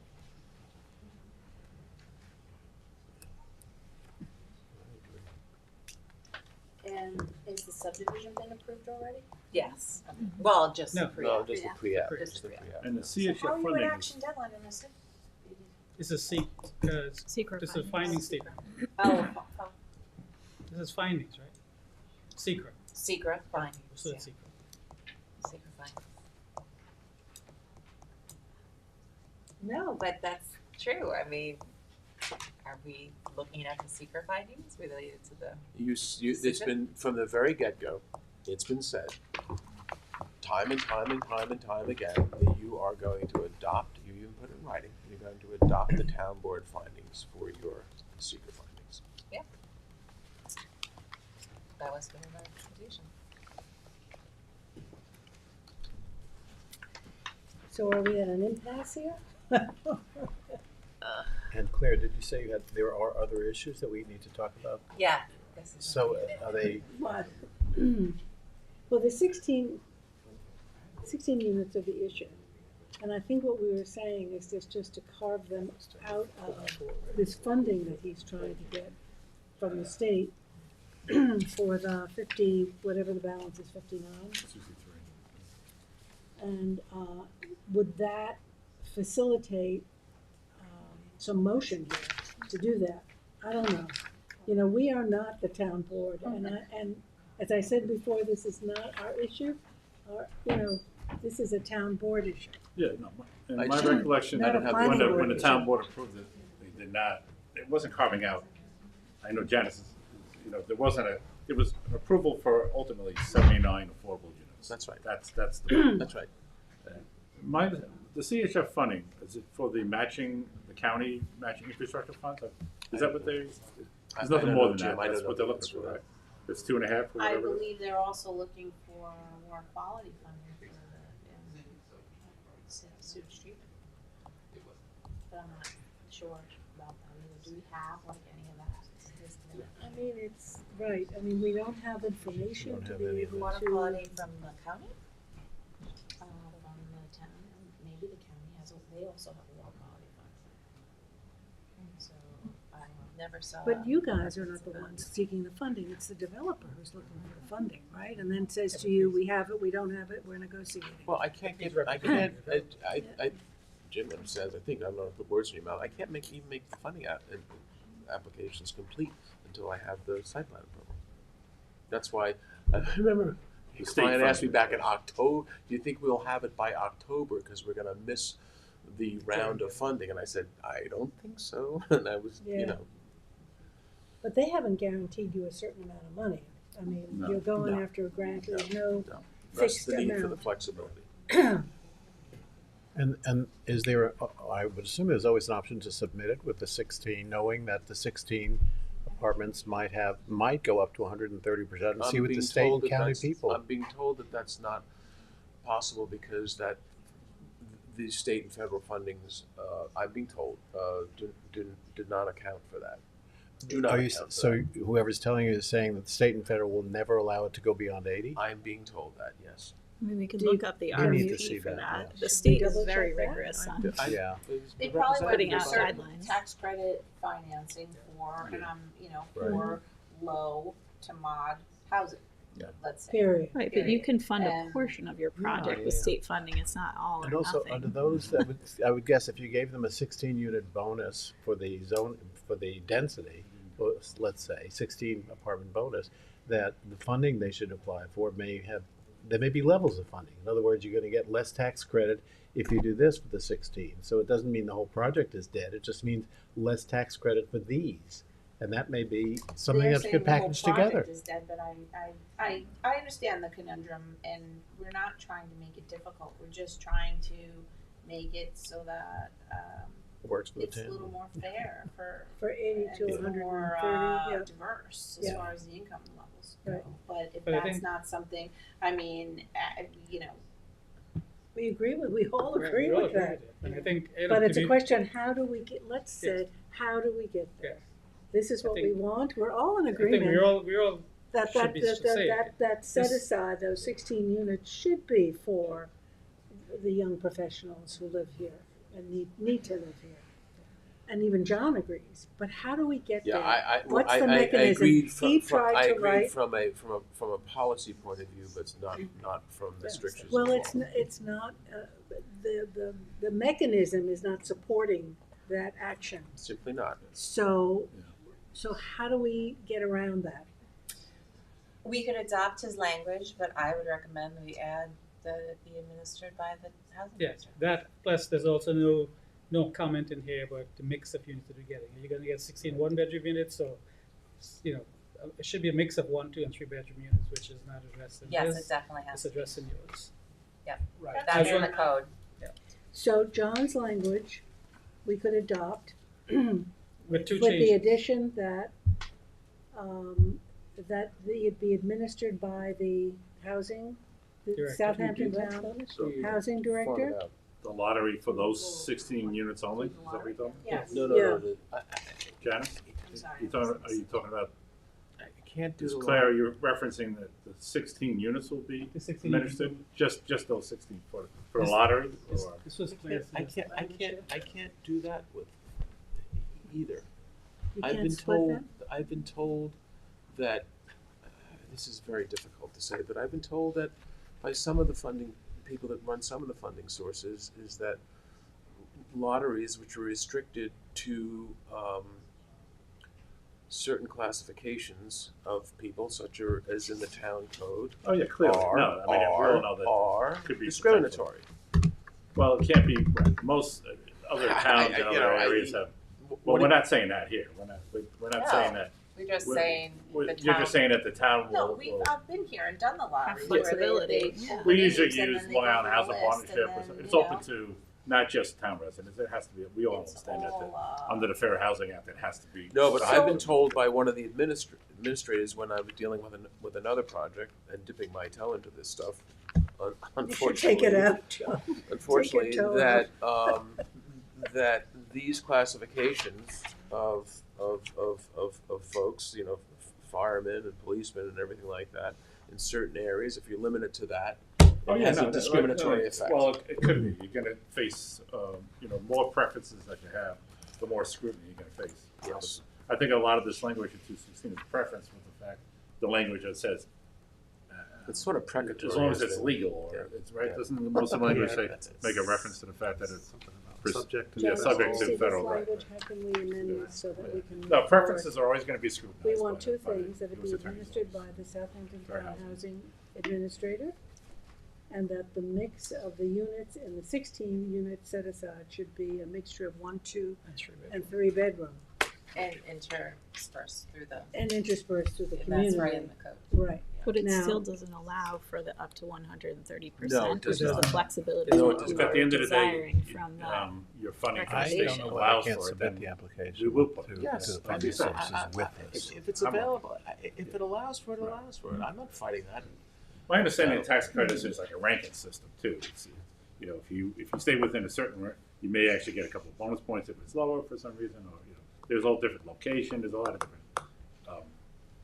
things items that the state looks at when they're ranking applications for tax credits.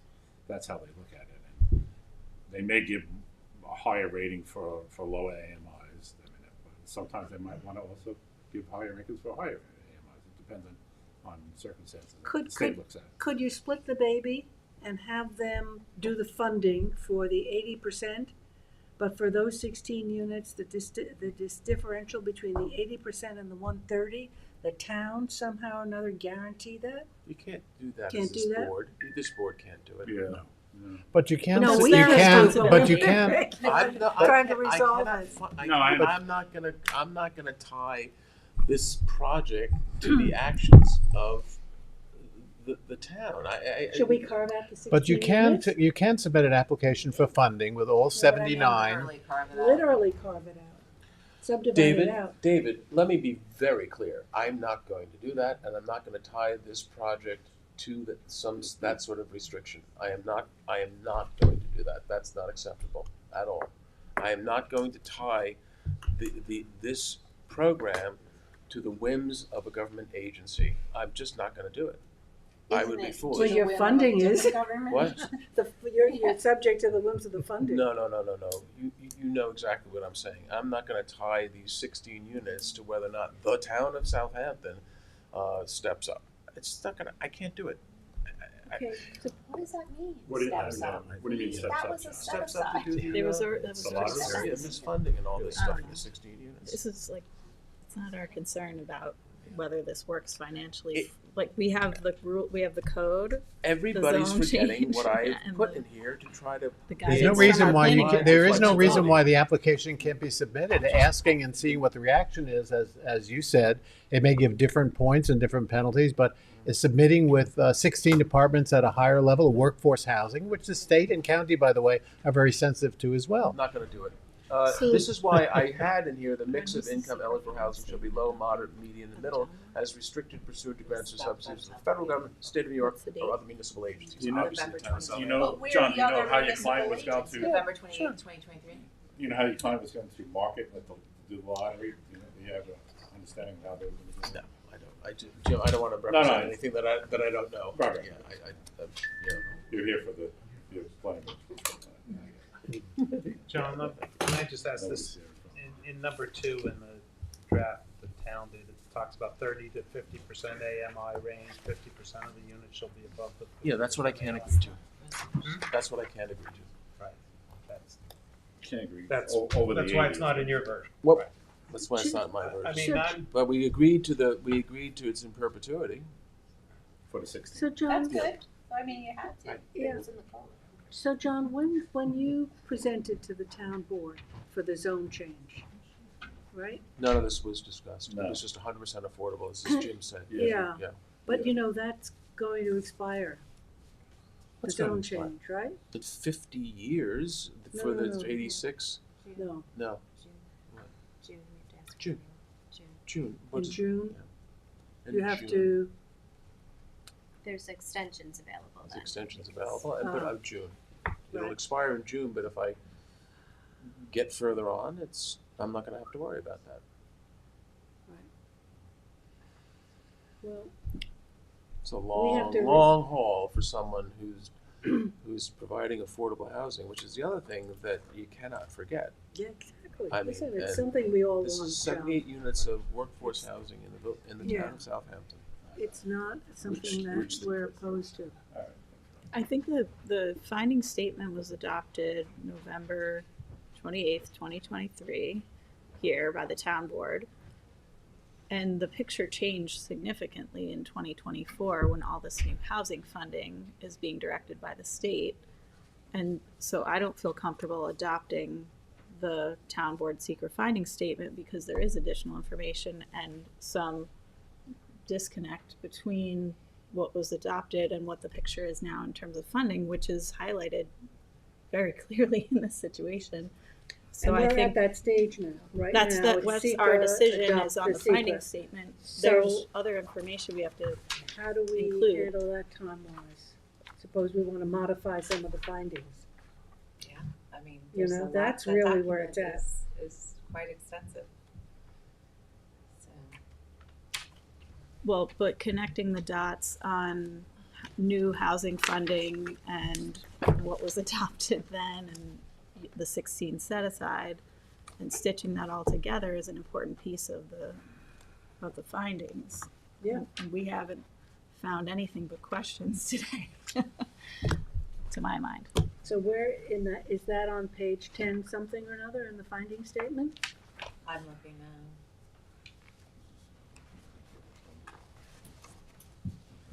Oh, it's not, because it's totally different. What are we looking at right now? We're looking at the finding statement. The town board adopted this. Yeah, do you have an extra? It's our job to review the finding statement, and if we have questions, we have questions. And we have questions, obviously. Fairly, I think we can.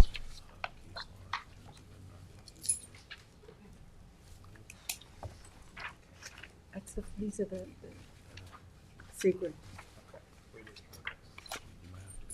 So you have to say that you've read these findings and that you are agreeing with them and adopting them as your own, because you're an involved agency that Correct. now has to give approvals for Right.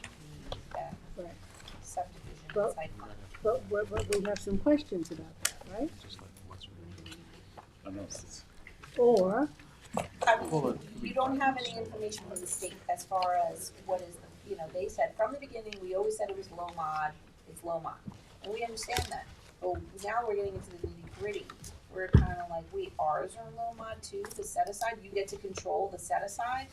And that's where we That's never the understood that disconnect, yeah. before, because we've never had that before. Yeah. Where someone is saying, oh, even the set aside has to be what we want it to be. Because normally it's market rate, and then we get the set aside, and we figure out what thresholds are gonna be based on whatever. yeah, And now they're saying, this is all ours, and this too. And we're controlling that low mod section. We're saying this all has to be low mod, even the set aside that the town gets. And that's the disconnect only. Everything else is fine. It's just that that's unusual, at least to me, who's been doing this fairly for a while. and for funding. And for just in terms of, you made an application and now you're restricting the set aside, and I guess that's fine, because we still are getting affordable, at the end of the day, we're still getting affordable housing. We're just saying, their funding for, they should be applying for state funding for the 63 units. They could get, and the fact that they're applying for the whole 79 or whatever, they're restricting what would normally come to us unrestricted. Right, That's and that the was already issue here. negotiated. No, it with wasn't. increased density for the wasn't. 16 Yeah, set It was aside. one of the conditions. I mean, that's a little, I don't know that there was a increased density per se. There was a number that was reached at 79. It wasn't, There was an increased density from the as of right, for sure. well, yeah, but, It was That CR was with the 40 change. zoning, right. so there was you couldn't subdivide and get 79 house lots. Yeah, No, but- no, no, Zone I change understand to that. get increased density, affordable. and the set aside in MFPRD is 20%. They're affordable. That is 16 units. Yes, they're affordable. Yeah. I 100% So, and, agree with you. and you. It's just that now you're saying, but this is all tied together. You can't divorce this from that, which I can appreciate. It's like no good deed goes unpunished. They're creating affordable units where the town of Southampton is not creating But any. your hands are tied because of the funding Mhm. Maybe requirement. we don't haven't really seen know that. evidence We of haven't that. seen know any of that. the Well, they funding haven't documents. actually We don't given really them the know funding yet. They've been like holding it. Yeah. I mean, I've talked to HCR a few Yeah. times over the years that this has been going on, Yeah. and they're kind of hanging on, waiting. But they haven't been out. Who's HCR? Homes and Community community renewal. renewal. State It's a agency. state agency. Okay. They're the ones that Not are the providing developer, tax not the credits. developer. Is there federal money coming in, do we know? Probably is federal money from, No. funneled through the state. Through the state, yeah, Federal gives it to state, and then Yeah. state distributes it. It's likely. But they get more money. Well, The lower if limit. if you include like supportive housing or lower income housing, then per unit the state gives you like increases. So Right, it's really so- it's really about the level of funding. It's not that you can't get any funding. It's simply you get more funding and more tax breaks if they control all 79. And the Which means project it has to make sense, though, Yes, David. it does. It does. It's but not it like doesn't we mean it beat doesn't up on make the sense. private development We don't now, know. which is what I'm starting to hear from you, David. In order to make that sense. Right, we don't know if it doesn't make sense until we get the information. This is not an extraction process. This is supposed to be a good thing that the town, which is not creating any of their own workforce housing, is encouraging people to come in and do that, so that you don't get a federal judge, as I've said to many agencies, say, you guys haven't done enough as a municipality, you're gonna do it right here. And I don't understand why there isn't more appreciation of that. I simply don't. Maybe you don't know enough about how some of the case law has proceeded on municipal inaction about creating affordable housing and workforce housing. But I don't think there's been inaction, John. Oh, I think there's been an enormous inaction. I think one of the. I mean, We're you asking took- for you to took about- share took the about language of the 5 acre, 3 acre, RFP 2 for acre your zoning. grant. It's all Really trying to So we solve can the problem comply with rather it. than, yeah, I mean, just Yeah, why don't we, what's the real problem why don't we with try to affordable solve the housing problem has by been checking out how the 3 acre, funding 2 can acre, really and 5 work? acre zoning that's nothing but exclusionary. Why don't we try to find out what the funding would look like if you have the mix? I have what I've Can offered, we ask that in the finding and statement? I've tried to create enough Finding flexibility in statement is here, and just that's where I am. very general. You know, it talks about diversification of housing stock, including new affordable housing, multifamily. It's very, very general in terms of Well, what we're- affordable components. Well, what we're looking for here is a bit of diversification in terms of the affordability. We're Yeah. looking at a higher level of income, small, I mean, it's not that much, for only 16 units, so it's a small percentage. For young professionals who need a place to live as well, it's affordable. You're trying to move the top number, one more step, Yeah. one more step. You know, the And one that's more all step it brings is. brings you to 80 to 1. But John 130 is to 1. saying that they're not gonna give the funding Well, if yeah, we and that's the require that. concern is that, And so that's what how, I'm hearing too. Which hasn't been validated. We don't know It's a that. concern that has not been validated. He's just saying he's here. I'm not I mean, pulling this that's out of whole what the cloth. applicant is saying. I mean, I haven't. The applicant is saying that. We need to get the facts. So I that don't would know be that it's an added all or to the nothing, finding you know, like, statement Yeah. as don't- new If information. you don't qualify for the tax credit, It's if you never, lose the state's in the tax interested in credit that. review that you don't get anything. that's- Yeah, but- and the state's interested as much as the town is in workforce housing as well as That's low my income position. housing. You'll So do therefore, what you're gonna do. why not let the state make the decision about the State funding? make the decision? About the mix of What do you- apartments and the funding. Now, I'm coming, obviously I'm coming new here, but, what do you need today? You need to get Yeah. final It's an action approval. deadline. I want a final approval. Yeah. And I Right. drafted it to give the flexibility. So go, Just Adopt the findings. Yes. for the summer. so you do a Can mixed we- one. Can we Just- just modify sequence the it? finding Not statement? subdivision or site plan. This is Oh, only, it's not. this is only That's secret. their action today. That's also site plan. Right. Action? Oh, and Yes. That's the action deadline. I mean, And I'd John, be, you won't do an extension? Nope. And so they can deny it, you are aware? I'm well aware of the denial, so go ahead. The town planning board is gonna deny a 78-unit affordable housing project. When we had nothing to do with writing the code. Go ahead, Janice. I'm if just it saying had, they could, Go ahead. they could, and say they don't have enough information. Go ahead. listen, if it would help, I mean, I'd be willing to adopt John's language here and staying in touch with the applicant as Gives well them as That's the what I've state. been saying from the get-go. Decision of the whole What I've thing. been So saying, we're gonna have And then to get a because it's not determination. much. That's and I'll- right. We'll It's never verify gonna through my happen. You're office, never we'll gonna get the verify chance that with he's gonna be in trouble. HCR that they're not gonna So get the what- tax what credits are we if worried it about? goes You above turn it 80. down with If that I hear that, information. then we'll have to stick with the 80. But maybe we'll hear something different. Do you hear what Jim is saying? Yeah, Which is I hear him. essentially what I've been saying from the get-go. Stay in touch I'm more than with the willing to do that, to stay on top of this application at HCR. Well, If it's a determination from HCR And let's that face it, the they'll applicant qualify is for the gonna tax need credits cooperation of the with town with throughout. up to a ceiling of 130, Right? then we'll adopt. I 130. understand You don't that, think I'm John, but, Jim, but how quickly will that be? Well, I think we'll. How I mean, quickly can you get the information?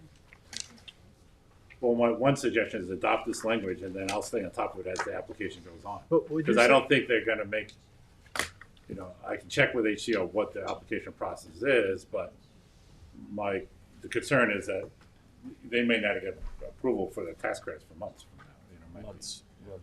But It's what not you're complete. saying also is you'll stay on top of it, but if they decide that they're not going to let it go above 80%, the town is back to square one. Back to the 80. 79 right. apartments Yeah. that only That's live at right. 80%, that's That's right. not in keeping Right, with the that's town right. asked for. Yeah, no, That's we'll- right. I So- think, right, we'd have to, right, I think the board would have to be agreed to that the highest you go, if they cannot qualify for tax credits by going higher than 80, then the board will agree at the 80%. But you're will be putting the ceiling interests of the applicant before the interests of the town right now. The interest of the town should be to provide workforce housing, And- affordable housing. To the appropriate mix that's needed in the community. And the applicant shouldn't really And dictate have the what the town flexibility wants to do do. that, which is I'm what not was dictating recommended it. by our planning You're director. with the dictating. federal and the state government. You are trying to That dictate provides it. the lion's share of this funding. It's your beef with the state government. No, We're it's saying your these are beef the with the- rules. no, it's not. It's If your go beef and with the apply state for the government. 64. It's that's actually I grant money I don't to get the project understand funded. why you don't know. I've read this to you on numerous occasions. In instances where conditions of any grant or federal, state, or county regulations require eligibility priorities different from the restrictions, the table town it. shall Later? accept same. Why are we arguing about this?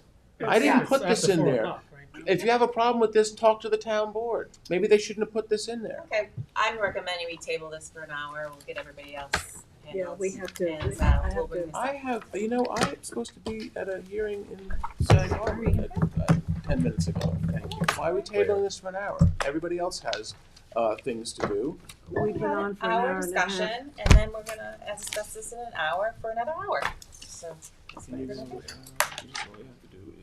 I mean, for the diversity, there is, even from the 30 to 80, there is still quite a bit of diversity, economic diversity. I'm just looking at, John, before we table this, you know, it ranges from if you're one not- person about 45,000 to up to 87,000 in that 30 to 80%. So that's a pretty wide diversity. The only thing the we'd be second losing number is for 2 people, right? The second number is no, for 2 people. Yeah, I don't have the 40 and 30. I have this I whole have the thing. 50 and Is this, 80. is this what you need? Yeah. I've got that. Right here. It's right here. 100,000 is for John, family of two. John, So John, you are you- and your husband made, would you be amenable to amending your Because you're over, right. first condition, BI, to add Crazy. the language that the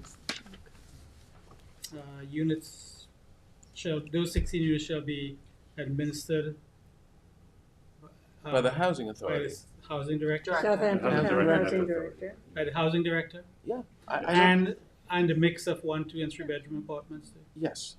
So you'd add that to that first Yeah, condition. we'll do that. I just can't. Okay, just agree want to a the- clarification the that, income level. Can't because commit it to the looks top like you may level, not, you yeah. may not be here when we reconvene in an hour, so I just wanted to clarify. Yeah, I could. I don't have. I'll do that. I'll do that. Thank you. Okay, so are you hanging around or are you hanging No, around? Bailey has to go to West Hampton. You're gonna go to West Hampton, okay. I'm supposed to be in Sag Harbor right now. Oh, so you were saying, It's supposed to be next Wednesday session. All right, let's get through this. I thought you were leaving. Get through this. So we're just going to, The other postpone 24 this. things. Can we do the other? At least can we do the other aspects John? of this project that Claire has issues with? I don't recommend that right now. Okay, yeah, because that could take some time too. Can So I get just, some professional courtesy here? I've got to be somewhere, and I this. Anthony, you want to go? Yeah, I just, Is there a Brenda's mechanism got for a us sick to child that get she's got to that get to from the pick up, so I'm gonna state let her do her and stuff first. revise it? What, number 10, Brenna? Denying the application. Is anything off the agenda? Nothing is off the agenda. Oh, yes, one of mine is on there. Which one? I think number 23. The second Vanderbilt, maybe? Yes, number 23, the second Vanderbilt. Okay, 23 is off. But we have Janice though, she's the one who do sand mines, so you wanted to. Do you want me to take it off, the sand mine thing? Yeah. Yeah. Because we need, It's already taken. we need I some, was gonna think this guy's to ram run. He's trying to ram run. we I'll need recommend some that they do resolution that. with this. 14. Okay, Brenna? Thank you. 70, 80 Scuttle Hole Road. What number? Number 10. Put the maps out.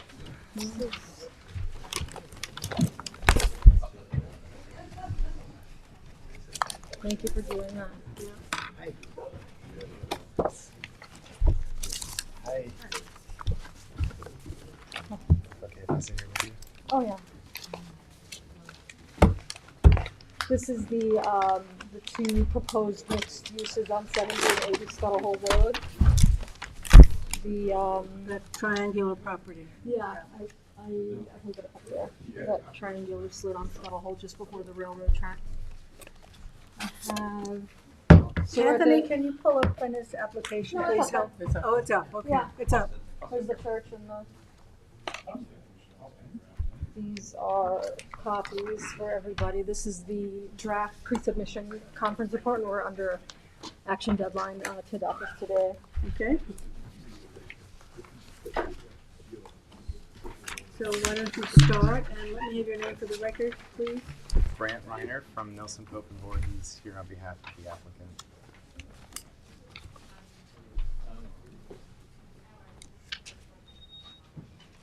So this is, the proposal is for 2 lots to be developed at the same time simultaneously. And there are 2 mixed-use, 2-story structures with a 3,000 square foot footprint. I did include a little map if you want to follow, but I have the large map out here. I'm calling the more rectilinear lot is lot 70, closest to Montauk Highway. I also call that lot 1. And then lot 2 is the number 80. So lot 1 measures 22,420 square feet, and lot 2 measures 20,000 square feet. The number 70 has an existing residence on the property, which is proposed to be demolished. The proposed uses for the number 70 is an office use with 1 workforce housing unit on the 2nd floor. And then lot 80 is an educational use with 2 workforce housing units on the 2nd floor. And it's in the OD district, the office district rather.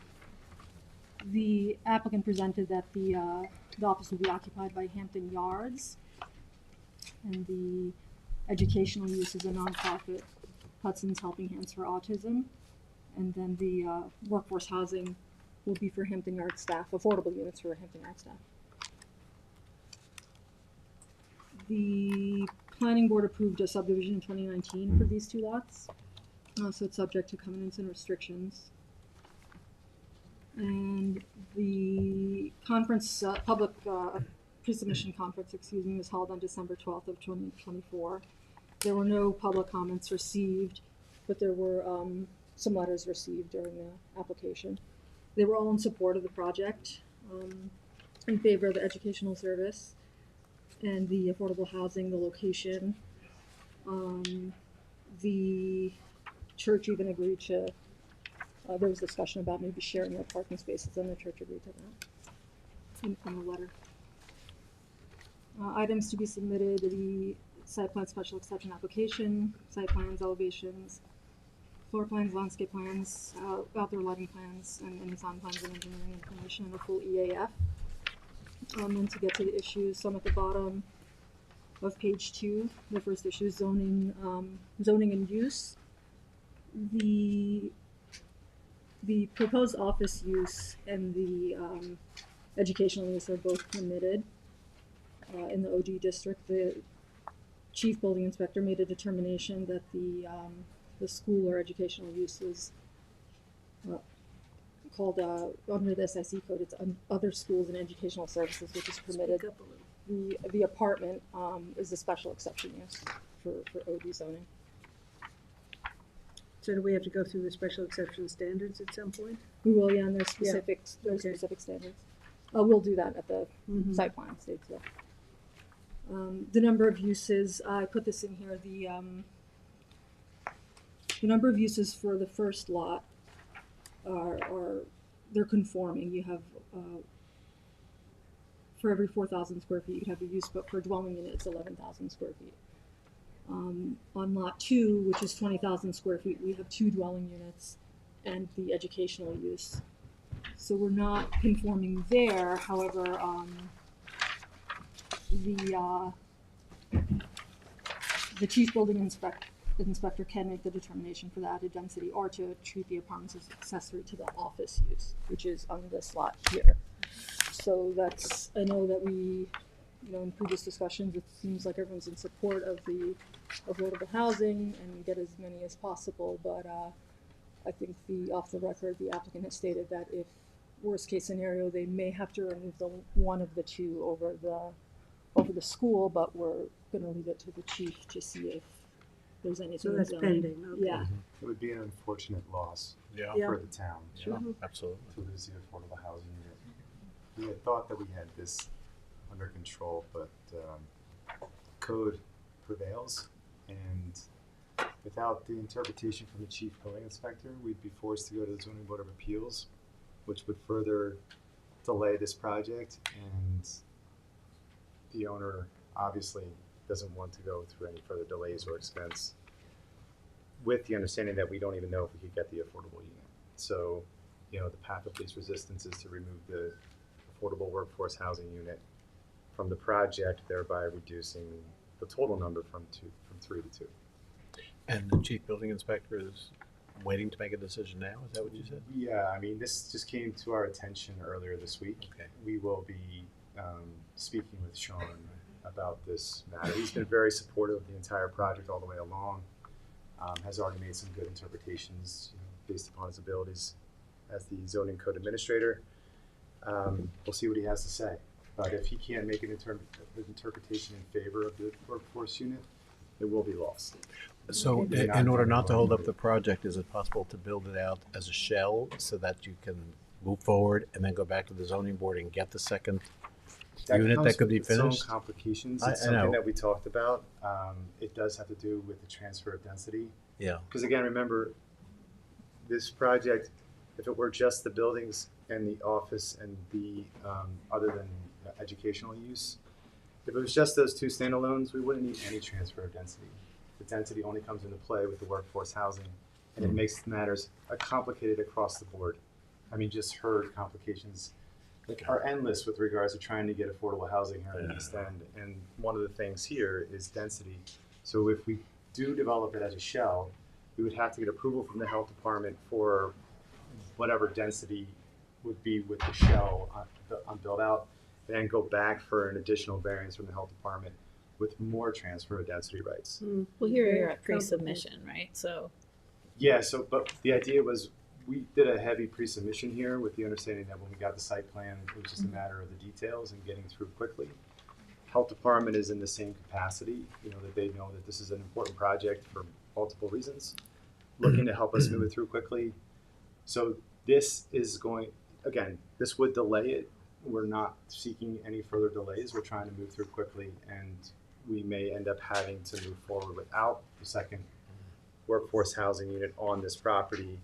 But as Prina wrote in this pre-submission report, we'd like the opportunity to try to continue forward with it, knowing that it might come off the table at some point during the site plan. And we did look at the density incentive provision in the code, which would allow the planning board to increase the density, but the criteria is just not met. So this is why we're at this stage. Brent already mentioned the sanitary. They're exceeding their allowable flow, so they're bringing development rights. IA systems would be required. Number 4, I talk about the setbacks and transitional yards. The chief inspector made a determination that the lot with the 3 property lines is 1 front line and 2 side lines, so that makes both lots in conforming with principal building setbacks. The transitional yard is 50 feet on sides and rear. And since it's abutting the railroad, it would start inside the railroad tracks. There is parking within the remaining 17 feet. The accessory parking can be within 10 feet of the property line, and in this case it's shown at 5, which the board could allow, especially given the shared parking and the access to both lots. Number 5, the parking. I show the calculations as they're proposed and what's required. I included this, what I've highlighted in the report, the basement indoor storage. That's called in the plans, it's called finished open space. There's a potential there for another added space or not. And I failed to include the 3 land bank spaces here. So all told, the cumulative parking is 30 spaces with 3 land banked. I've calculated 35, potentially 34. There are provisions in the code that allow the board to waive, and the board has waived in the past the parking required for the affordable units, so long as it's still designated, and I have a note there for the designation of it. And then, of course, there's the church that offered or agreed to use their underutilized parking for the for the Hudson's Helping Hand Youth. I don't know if the board wants to recommend a shared parking agreement with the church, and if so, if you want to specify a quantity and have it be mutual, but I do have that as a discussion point. We have to discuss it now. I'd ask that we reserve that for Yeah. the site plan. We could do it We at already site plan. discussed, Yeah, we're we at discussed this pre-submission. before, but Yeah. the Issues church is identified. willing, but I don't want to have to commit, but we can Right. definitely. You guys have already had a long day, I don't want to discuss that right now. We're far from over, thank you. Cross-access it's already indicated, it's a shared access off of Scuttle Hole cross-access agreements and shared parking between the two lots. Traffic, I'm just describing the location in the vicinity of Montauk Highway, and it'll be referred to the DOT. Number 8 is SECRA. This is an unlisted action pursuant to SECRA. It is located in the New York archaeological sensitive area. During the subdivision, they submitted a phase 1A, 1B for the vacant lot. At the time, I'll assume that the first lot they didn't submit it for because it wasn't requested, that it was already improved. So I don't know if the board wants to consider having them do a further study, but it is an improved lot and will just be further developed. Okay.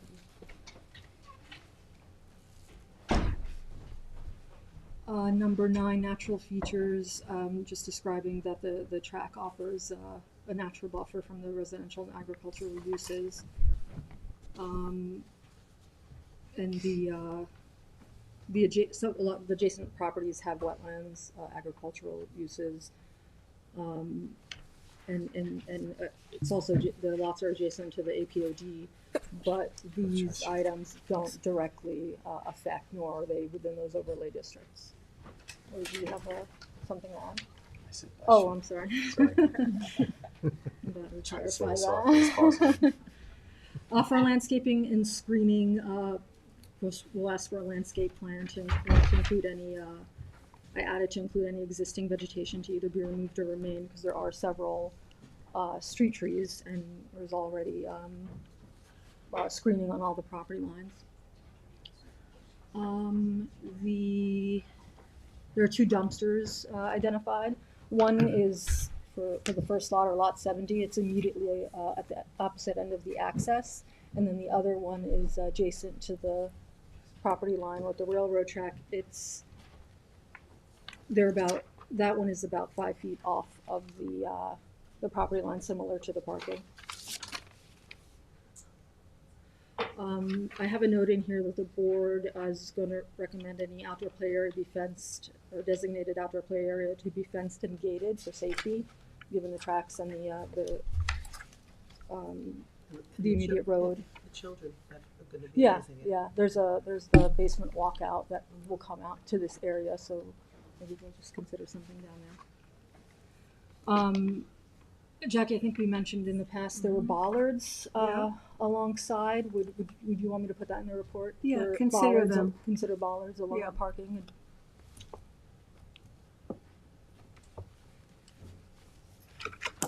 The architecture, if I remember correctly, I think it was favored. It's showed stucco with vertical wood siding and a metal roof. Could you hold that up so we can all see? It's sort of like a barn structure, dormers. The second story isn't the full footprint, it's just a portion, so it's a nice, an appearance similar to other buildings you'll see in Waterloo and the downtown area.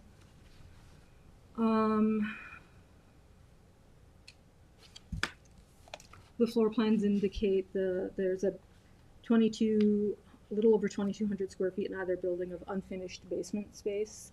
The applicant you guys talk about a covenant for unfinished basement space in your site plan, so we'll just have that as part of the site plan approval process. It's in keeping with the master plan, especially the scale and the style, the shared access and egress, landscape buffers, as well as the educational use and vision for affordable housing. It meets all of that. There will be required to meet the special exception standards, the general standards, as well as the specific standards. The staff has had a preliminary review and they seem to comply. The lighting is essentially the same language we put on all the lighting with dark sky compliant. I included the 2700 Kelvin and the typical 10-foot height poles for any parking lot lighting. Signage. We'll look at signage at the site plan approval process. We may need a variance here for, we were talking about potentially a small freestanding sign because the backs of the building, essentially, like under the building, are facing the road. So any wall signage facing the parking lots, which are shown here, would need a variance. But I think Brent has stated that maybe they'll do something on the window, but they would want to do something out here, like a freestanding sign. And if the board would be in favor of maybe something with a 20-foot setback.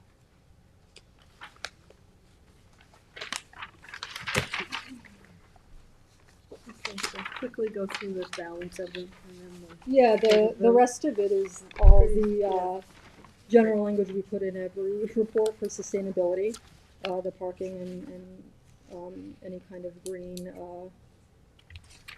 design elements, drainage by the town engineer, mechanical is very typical, no equipment on the roof and all screened, no public address, and no outdoor storage, and then referrals to be made at the site plan stage upon completeness. Want to read your, Oh yeah, I don't know if I even have that.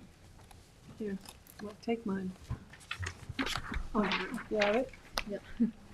So the planning board adopts the pre-submission conference report for 1780 Scuttle Hole Road dated January 23rd, 2025 for the site plan special exception application, which proposes that the development of 2 adjacent lots as created by the subdivision map of Hayward Scuttle Hole in 2019, each to be improved simultaneously with a new mixed-use 2-story, 3,000 square foot building footprint with a basement on a previously improved lot 1 or number 70, measuring 22,427 square feet, with office space and a workforce housing unit, and lot 2 or number 80, measuring 20,000 square feet for educational services, and 2 workforce housing units. Shared access, OD zoning district situated at 70 and 80 Scuttle Hole Road. I don't know if you want me to read the text. or No, anything, so, do you have any questions on this, Brian? No. No. Any questions from the board? If not, I'll entertain a motion to adopt the pre-submission report. Motion. Motion Second. by Kate, second by Gloria, and all in favor? Aye. 6 in favor, 1 absent. Thank you. Prenda, is this your Vanderbilt off or on? No, that's on actually. It's a road abandonment. That's your next one? Yes, I only have the 2 on the. There's no action deadline on this. That one doesn't have an action deadline. So can we move it? I'm sorry? Can we move it to the next? I suppose we could. I think the applicant's representative is on Zoom, so I could. You could just call them. In an interest Yeah. of time, we could table it. Absolutely, please, all right. So 22 will be Off the agenda. off the agenda, And I'll reschedule.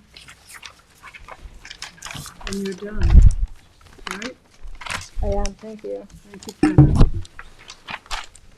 Anthony, Brenda, you done? she's done. Yeah. Okay. Just real quick, just on Zoom, Martha Reichert is here for Ashley Ferrero.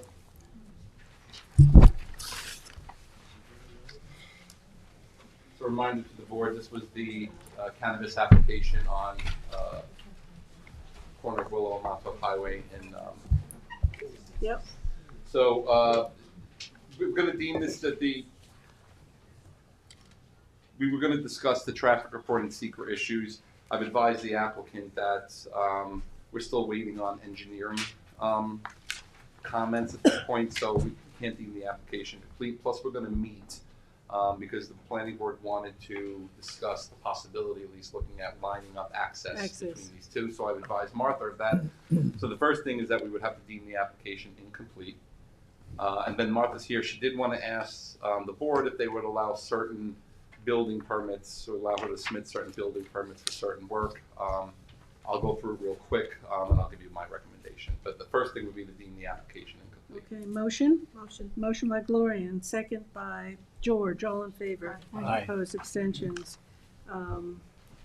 Deemed incomplete, Ashley Caprero. Yep, and then is Martha there? Yeah, I'm bringing her in now. Okay.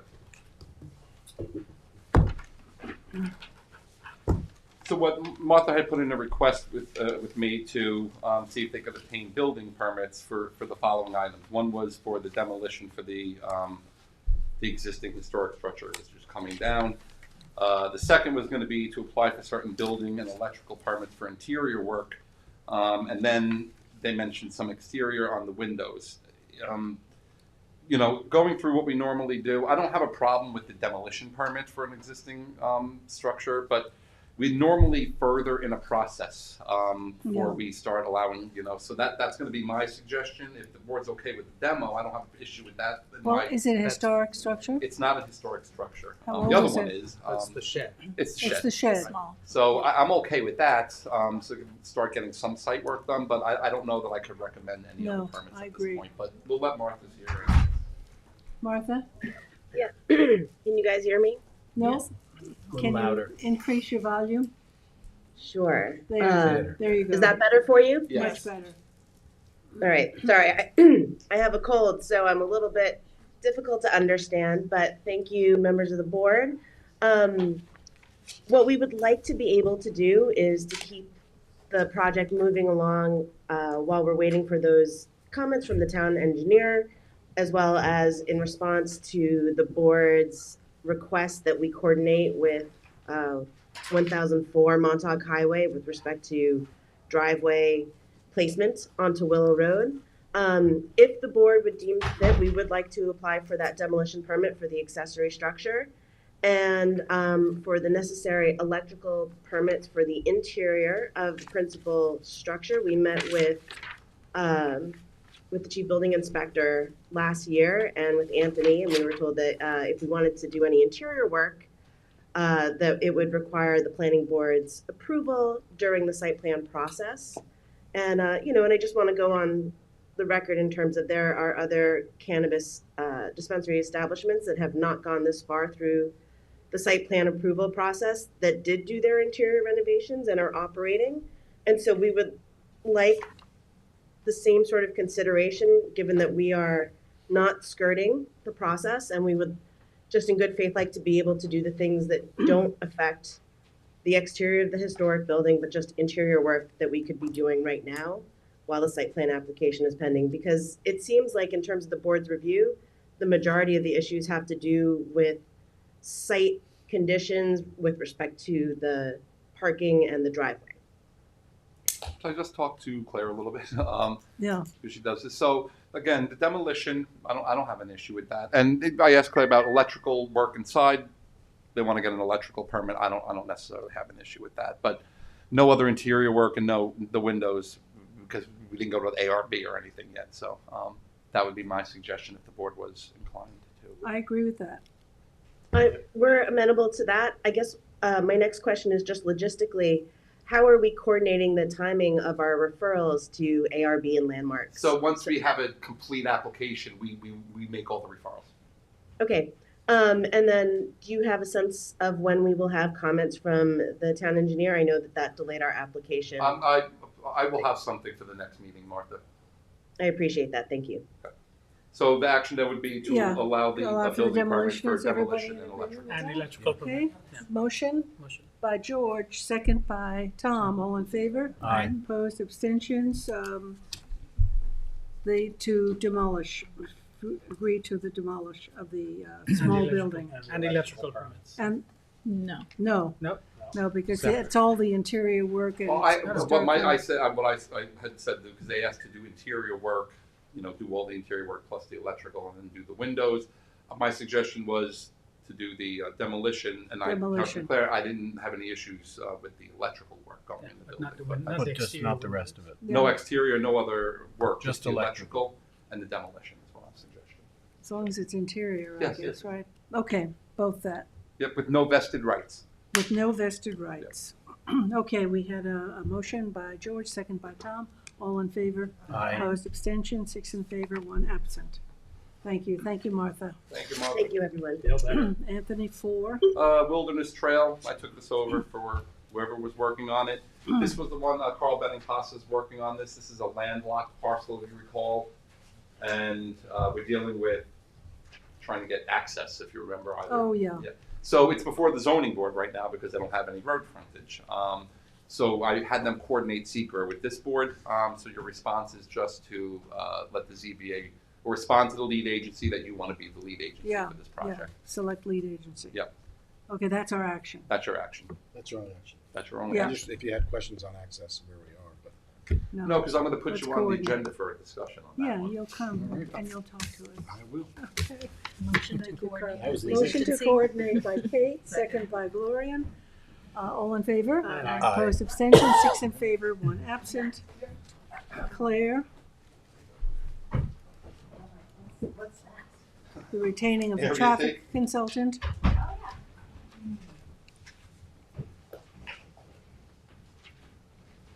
So are you JR? Yep. Hi, nice to meet you. How are you? Good.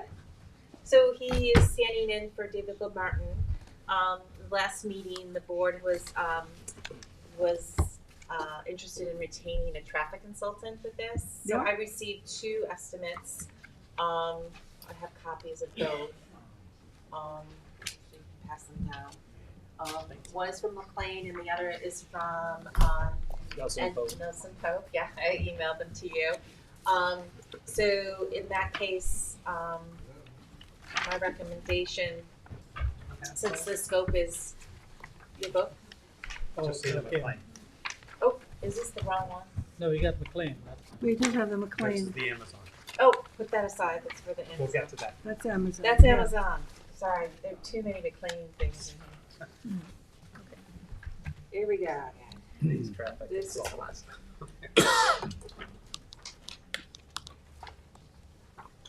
Nelson Pope. That's Nelson Pope, and then this is McLean.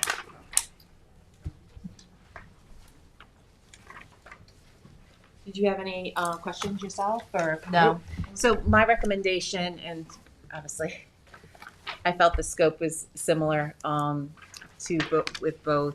The price is a little, one is more expensive than the other, so I just chose the McLean, and we have used him prior on other applications. So We'd be happy to go with the less expensive option. Of course. Well, what's it? $4,425 from McLean. it's at the Nelson- end, yeah. And Nelson Pope is 68 then. 68, but they did not include the meeting, so I Right, verified that's it with them. important. 3 $7,400. meetings, and it's 7,400. That's a huge difference. Yeah. It is. It often is different, yeah. So, I have a resolution to retain McLean. okay, so how does the board feel? I agree. Good, McLean? Right. Yep. Motion to, by George, second by Tom. All in favor? Aye. Opposed, abstentions, 6 in favor, 1 absent. It is McLean. Great. Thank you. Thank you. Now, next is Amazon. Okay.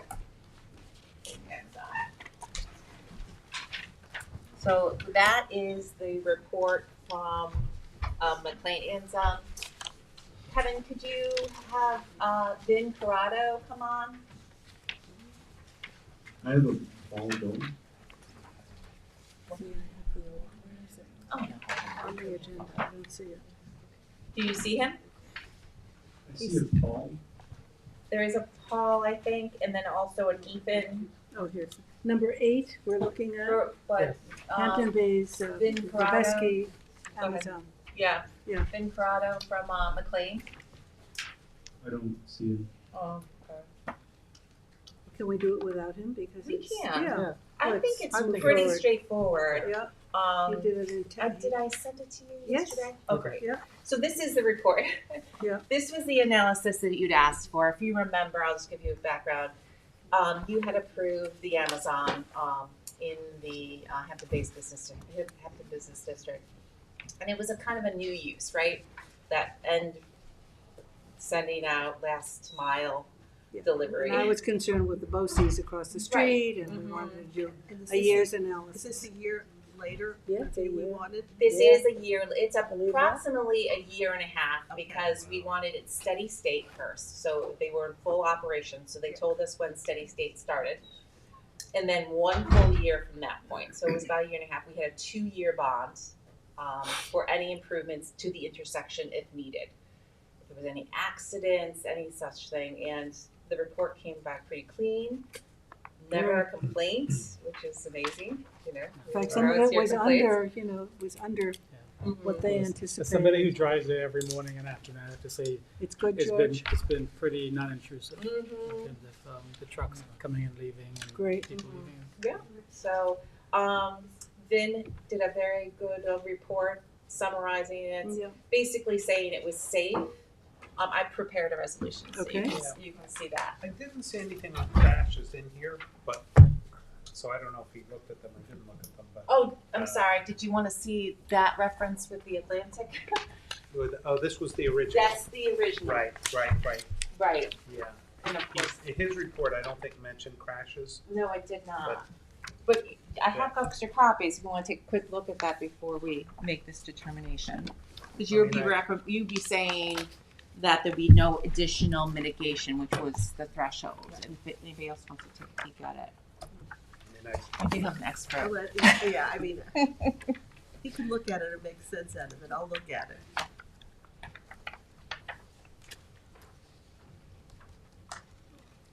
I don't know if we originally asked him to make sure and look at that. He may have and didn't note anything, but. Well, there's As a far as part the of level safety, service right? and all that, the level of service and everything looks just fine at all the The intersections. summary at the beginning says the traffic flow and safety, and then such no potential safety concerns such as near misses involving accidents, making left-hand turns Okay. were observed. So if he references near misses that he observed, he may not have pulled the accident data, but. Oh, right. But it was only 1 year, and as we know, generally they look at 3 years, so it may have been constrained by the fact that, they didn't have the ability to go back 3 years. Right, so they did the actual study for those 2 instances, looked at the parking, obviously, but you're right, accident data was not really pulled for that area. Okay. But everything else on it looks, as you said, no Right. real impact. Do you want me to ask for the additional before we have a sign off on accidents for the intersection? In this particular case, I think we'd be okay, without it.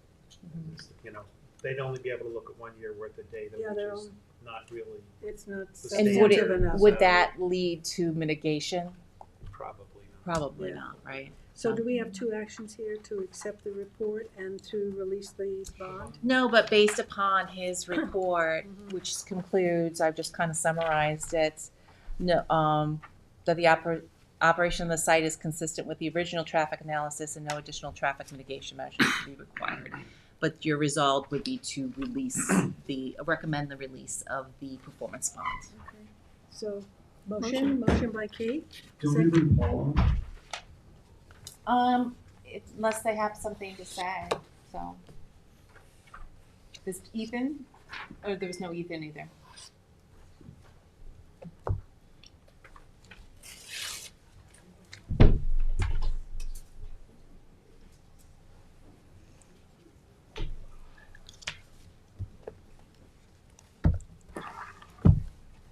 Hi, Paul. Hi, how are you? Good. We Can were you just hear me? going to accept everything. Is that good? Okay, yeah, I was prepared to answer questions. In terms of the accidents, we did contact the police. We found that there were no complaints and they didn't mention any accidents to us. So I don't think there's been any problems. We No were news very is good pleased with news. the results. Great. Thank you for the clarification. Thank you. Okay, motion to accept the report? Motion. Motion by Kate, second by Gloria, and all in favor? Aye. Opposed, abstention, 6 in favor, 1 absent, and this includes releasing the $100,000 Performance bond. Yep. Performance bond, thank you. Great. Thank you. And then the next one is to accept a maintenance bond in the amount of $6,833. Where is that? Long Island Auto Maintenance. Long Island Collectors? Yes. That would be 76,833. Okay. And you have that, Is that yours or Anthony's? That's mine, even though it says Anthony. Yeah, it does say I was Anthony. going by what it says. I know. Claire, do you have a resolution? resolution for us to vote on? I do. Okay. That's where I got the number from. Okay. You know what? But it's actually 800. It's not 833. That's where the resolution's wrong. 8,000. I'm only repeating what's in the resolution, Claire. I know, and I'm wrong. It's So it 8,000? means $76,800. Yeah, I don't usually put the little bits of money in there. 76,800. Yeah. What are we looking at, Vanderbilt Park? That's the resolution. Which one? This one, number 9. Setting the maintenance bond Try to spell it out. for landscaping. Just put it numerical rather than writing it out. Yeah. Okay, so That's why. That's fine. are we pretty clear about this? It's pretty straightforward. I'm going to have a motion to accept Motion. the bond by George, second by Tom, all in favor. Opposed, abstentions, 6 in favor, 1 absent. This was for the original all outside work, Right. as opposed to The new one inside that was stuff. approved. Yes, That's kind of exactly. what I Yeah. Am I taking anything off for 6 and 7, or? And The next And one is okay. Kim Lester. That both. comes We're back. coming back. And RP comes back with Okay, anything quick that we could do? Kim Lester, Oh, yeah. number 11. I've seen that. Kevin, Susanna Herman should be on Zoom.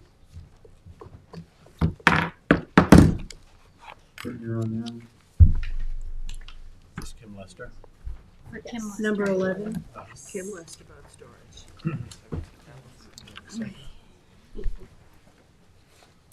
Yay! My turn.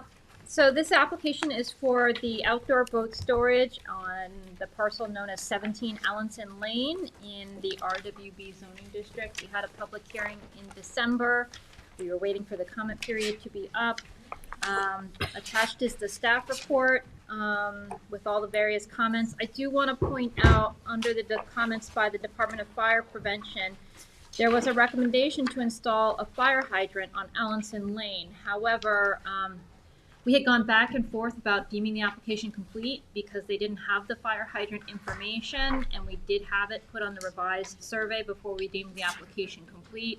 I spoke with the fire marshal's office this morning. He did miss it when he reviewed the revised site plan, so he said it's acceptable not to require the fire hydrant because there is one available in the appropriate set-off distance for fire hydrants. I have an email to that effect for the file, for the record. Show it on the site plan? Does it show the hydrant on the It site does. plan? It shows a hydrant 240 feet to the north of the property. And I think we had reviewed that they drained the boats of all fuel and flammable liquids Before prior to essentially storage, dry, right? yeah. So There's no maintenance. That's correct. It's no maintenance on site, no fuel storage on site. It's just off-season boat storage.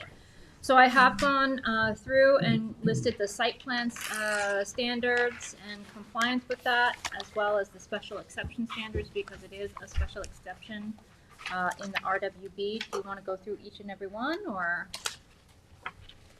do you want to just speed things up? Any that pop out? Again, the main one was the fire hydrant. We determined that that's not going to be a requirement. There was some concerns for screening, which the Zoning Board of Appeals, as part of the variance to allow for the second use, because the existing use is single-family residence, required that evergreen screening be installed along the southerly property line.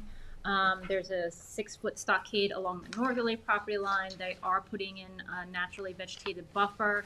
The Conservation Board did recommend that the site plan be reconfigured to allow for future retreat of the existing dwelling, but because it is an RWB, they would have to come back for us for that anyway if they look to retreat or further elevate the home, because it was elevated immediately after Hurricane Sandy. But if they want to expand it or retreat, that would be a future application. Teresa, did you capture the New York State DEC comments? I believe so, Dry boat yes. storage. Yes. Yes, they're on page 4, and I don't know what happened, but there's some spacing issues on page 5. So they extend to page 4 and go on to page 5. They just generally said the boat storage is not regulated activities pursuant to Title Wetlands, Article 25. There was a wetlands permit that was issued by the DEC for a bulkhead, but that's separate from this, and that's not being part of the application. And then there are some concerns with respect to northern long-eared bat, but the applicant is not clearing any trees, so that is not applicable. So attached, I went through all the standards. No lighting is proposed for the outdoor boat storage, other than the existing lighting on the residential structure. Also, they are proposing some off-street parking in association with boat storage, but that is going to be pervious. They are proposing to allow for restoration of a buffer immediately adjacent to the wetlands in accordance with the plan that's referenced here. The plan does call for natural vegetative succession through the cessation of disturbance activities, and then if upon completion and prior to issuance of CO, if supplemental planting is required, there are planting specifications on the plan. I am recommending that, and this will be as part of the resolution of conditional approval that we'll discuss in a moment, I am recommending that the area of the buffer be covenanted, just to formalize that area. Yeah. Beyond that, these are generally standard responses. They're not proposing to generate a lot of noise. There's not going to be a lot of traffic except when they bring the boats in. It's temporary and only a few times a year. And again, fuel storage is not proposed. Outdoor storage is outdoor lighting is not proposed. No PA systems. So it generally appears that the project is compliant with the requirements. Just a quick question, because it was saying storing boats within the cleared upland area 100 feet from the wetland is not regulated activity. So I think it was when Craig was here, he had said, is there going to be some kind of split rail fence to delineate that area just in case for boat turnarounds? No, I don't believe there is a fence proposed. Okay. Okay, so I do have a resolution in front of you for the conditional approval of the project. We did have a public hearing in the 10-day written comment period, which was up, and so this is recommending approval. The main conditions are listed for the wetlands permit is submission of revised plans identifying the wetlands preservation area and the covenanted naturally vegetative buffer consistent with the landscape plan. Let's see, submission of the covenant to be reviewed and approved by the town attorney's office prior to, no disturbance of the wetlands of the wetlands and the buffer as part of the project. And that's pretty much it. Those are the main ones. Obviously, no public address systems, no outdoor lighting associated with the boat storage, and no fuel storage permitted.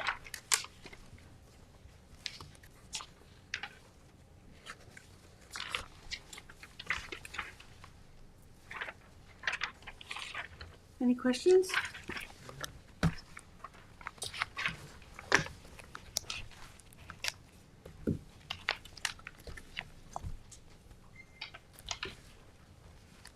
Okay, motion by Kate, second by David, all in favor. Aye. Opposed, abstention, 6 in favor, 1 absent. You wanna go right down? Teresa, you wanna do CVE? Well, yep, I'm the next 3-1. So, Okay. the next one. Is somebody here for CVE? You are, okay. Yes, they are, right? JR is Cecilia. Okay, so we had reviewed CVE at the last meeting. It's a pre-submission conference. We had discussed the various issues, the main, of course, being the number of uses on the site and whether or not the application is, the property is considered an opportunity site. We are not the lead agency on this particular application. That was the Pine Barrens due to the fact that there had been a conservation easement on the property. So they have issued a finding statement and have granted approval for the project. But again, for us, the main concern is the number of uses and also access to the parcel, and then whether or not it's consistent with an opportunity site as identified by the code. So those issues were outlined. Can we get it up, Anthony? Anthony? Oh, yes. It's 80 Sunrise Highway. Is this the application where the solar equipment was gonna be on another piece of property? It appeared to be in the right of way, and I believe they're working on resolving that, whether they bring it onto the property itself or some other access parcel point. That was one of the things that they said they were aware of, and it was a concern that we had brought up and discussed at the last meeting. Because we've had several of these applications. Yes. That I have the right one in my head. Yes. So that's the large parcel there. It's currently sand mined. They are in the process of mining still. The number of use issue is the main concern, along with the access, but that may or may not be an issue dependent on current town board legislative actions. So do we need to wait until the sand mine No, operation? this is just pre-submission conference. Pre-submission conference. So we can adopt the report because we did review it, and there were some minor typos and additions with respect to the overlay districts that needed to be added. But we had discussed this and reviewed it in Lund. Did you have any questions Nope. of us? Just look forward to working through the site plan review process. Okay. Any questions from the board? Can I have a motion to accept? George, second by Tom. All in favor? Aye. Opposed, abstentions, 6 in favor, 1 absent. Thank you. Thank you. Thank you. Thanks, Teresa. Rivian. Rivian. Yes, you'll get a copy in a couple of days, and you'll also get an updated report with the draft. Okay, thank you. Thanks for being patient. Come up, I have one everybody. more. What is this? That's the plan. Yes, Rivian. Hi. Hi. How's How it are going? you? Good. Nice to see you again. It's been a long day. It's been a very long day. Sorry. You want to just introduce yourself? Yeah. Justin Ackerman with Rivian. And then Robert. Rob Fruit with Dynamic Engineering. Yep. And I believe there's someone from Joe Caparo's office on Zoom. Yes. I forget his name, unfortunately.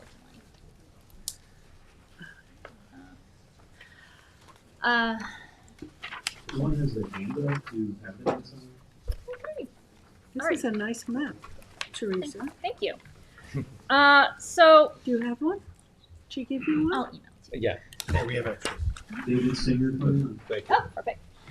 Great. So, as you may recall, we had a public hearing in the fall regarding this application, and as we were discussing the draft staff report, the board brought up some significant concerns with respect to access to the parcel, as this is probably one of the busiest and possibly most dangerous intersections in the town. So, as part of that, we looked at potential cross-access, and there is cross-access in the immediate vicinity on adjacent parcels. The only missing link was the vacant parcel between this site, 1 Montauk Highway, and the parcel that has the BMW dealership on it, which is controlled by the applicant, and the owner of the parcel, in agreement with the applicant, agreed to provide cross-access across that vacant parcel. So we had a public hearing at the last meeting to enact the cross-access, and there had been some concerns with respect to the BMW about where the location of the cross-access would be.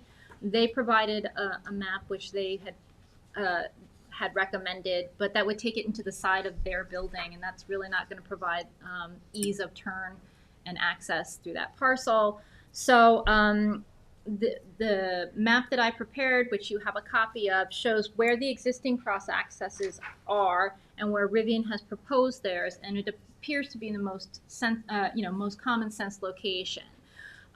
So again, we did mostly discuss almost all of the items with respect to the staff report. The main issue was access, which I think we've resolved through this provision of the cross-access. And can you just reiterate the lefts and rights from the actual Rivian property? Okay, so you will only ever be able to turn right into the parcel from the westbound lane of Montauk Highway.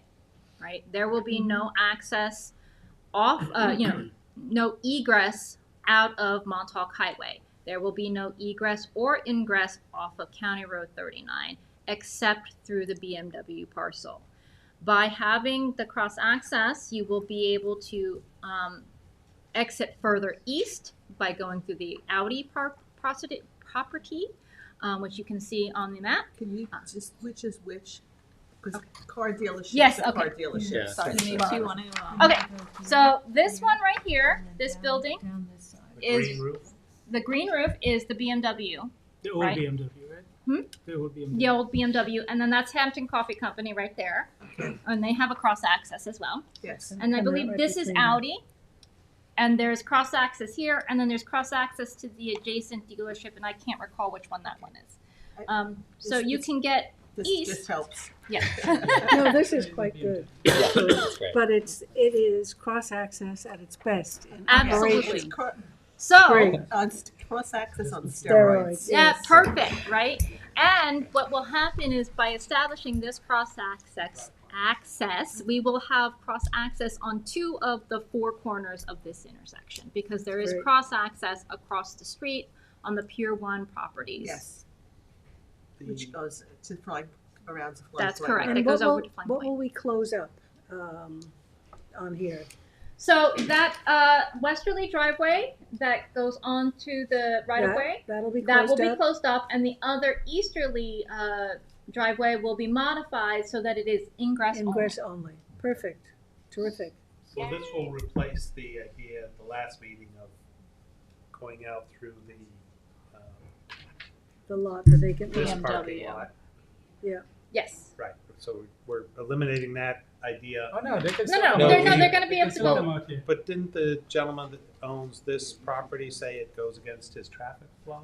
Wasn't that the issue? Did you talk with him? We're in the process of talking with him and just like collecting all the information at this point in time. He was out for a portion of the last 2 weeks, so we haven't had a chance to catch up with him since then. But I think that map. His initial recommendation, Mr. Decker, was to have the access go here, down parallel to the property line, and then turn here into the building.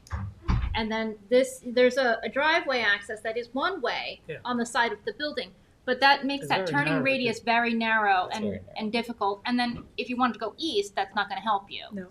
So this is really the most appropriate location for the cross access. And they are having a site plan application that is pending at the moment for the old BMW site. So those final details on their specific site can be worked out as part of that process. Can you enter also from that? Yes, you will be able to enter. You can enter here. That's great. There is a stacking middle And you lane. can go to Hampton along Coffee. here. Yeah, there's a central lane. Right. You can charge your car, walk some over, coffee. get some Get some coffee, and then walk back. Oh, It'd be no, great. they have their own coffee. Excellent. Well, that's No, not anymore. eventually, Right. maybe. The idea is that So I have in front of you the staff report as well as a resolution adopting the staff report and granting conditional approval. The approval would be conditioned on making some minor changes to the site plan, specifically fire service markings and those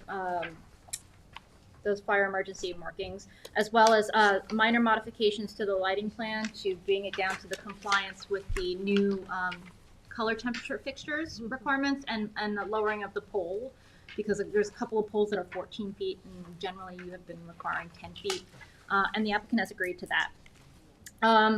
Prior to issuance of a certificate of occupancy, we will want to have that cross-access easement filed after approval with the town clerk's office, but because that final details are being worked out as part of the adjacent site plan, that can be done prior to CO. And will BMW continue to keep their inventory on your lot? That's part of the negotiations, I negotiation. think, at this point in time. And yeah, Mhm. I think the new tenant is going to be Jeep, like Chrysler, or I'm blanking. I think BMW moved Yeah, They did move. to, yeah, Yes. yeah. And so, but yeah, we're You'll work it working out. that out. Yeah. Because And- right now and we it's have nothing actually- planned for that lot. It's actually a condition, and prior to issuance of CO, all of the vehicles should be removed from the site, because otherwise it would need site plan. So do you just want to go to the, to your approval, resolution?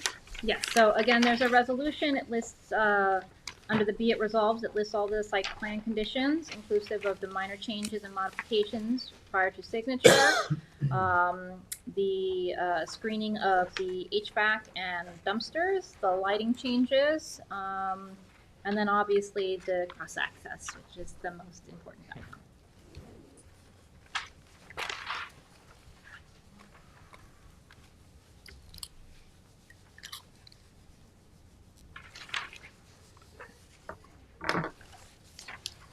Do you have any questions? You covered it all. We talked about it. This is great. You see it move along. It was great. Collaboration. It was a lot of work, but. Right, appropriate signage will be. Yeah. Mhm. Make it work. No, we Yes, definitely but appreciate that's a you guys separate- considering and sticking with us, so. Yes, let's see, we worked it out. Yeah, we did. Yeah. Okay. All right, motion to accept the Yay, you're resolution. welcome. Motion by Second. Tom, second by Gloria, all in favor. Aye. Opposed, abstention, 6 in favor, 1 absent. Thank you very much. Have a Thank nice you evening. guys. Thank you. Thanks for waiting. Yeah, thank you guys.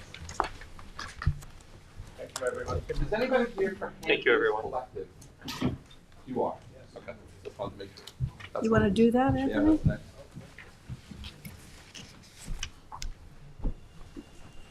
Number 14, Hampton's Collective. Thank you. This is the cannabis dispensary. This is on County Route 39. I forgot the name of this. Maybe Meatcox Gardens, or it's an Yeah, outdoor furniture it's old place. Meatcox Gardens, yeah. It's a nice, actually, it's a pretty nice site there. If you've not been there. George? So in any case, this is just a pre-submission conference report for a proposed cannabis retailer within a portion of one of the buildings here. We've looked at to obviously have a pre-submission conference. So I'm just going to go through my comments.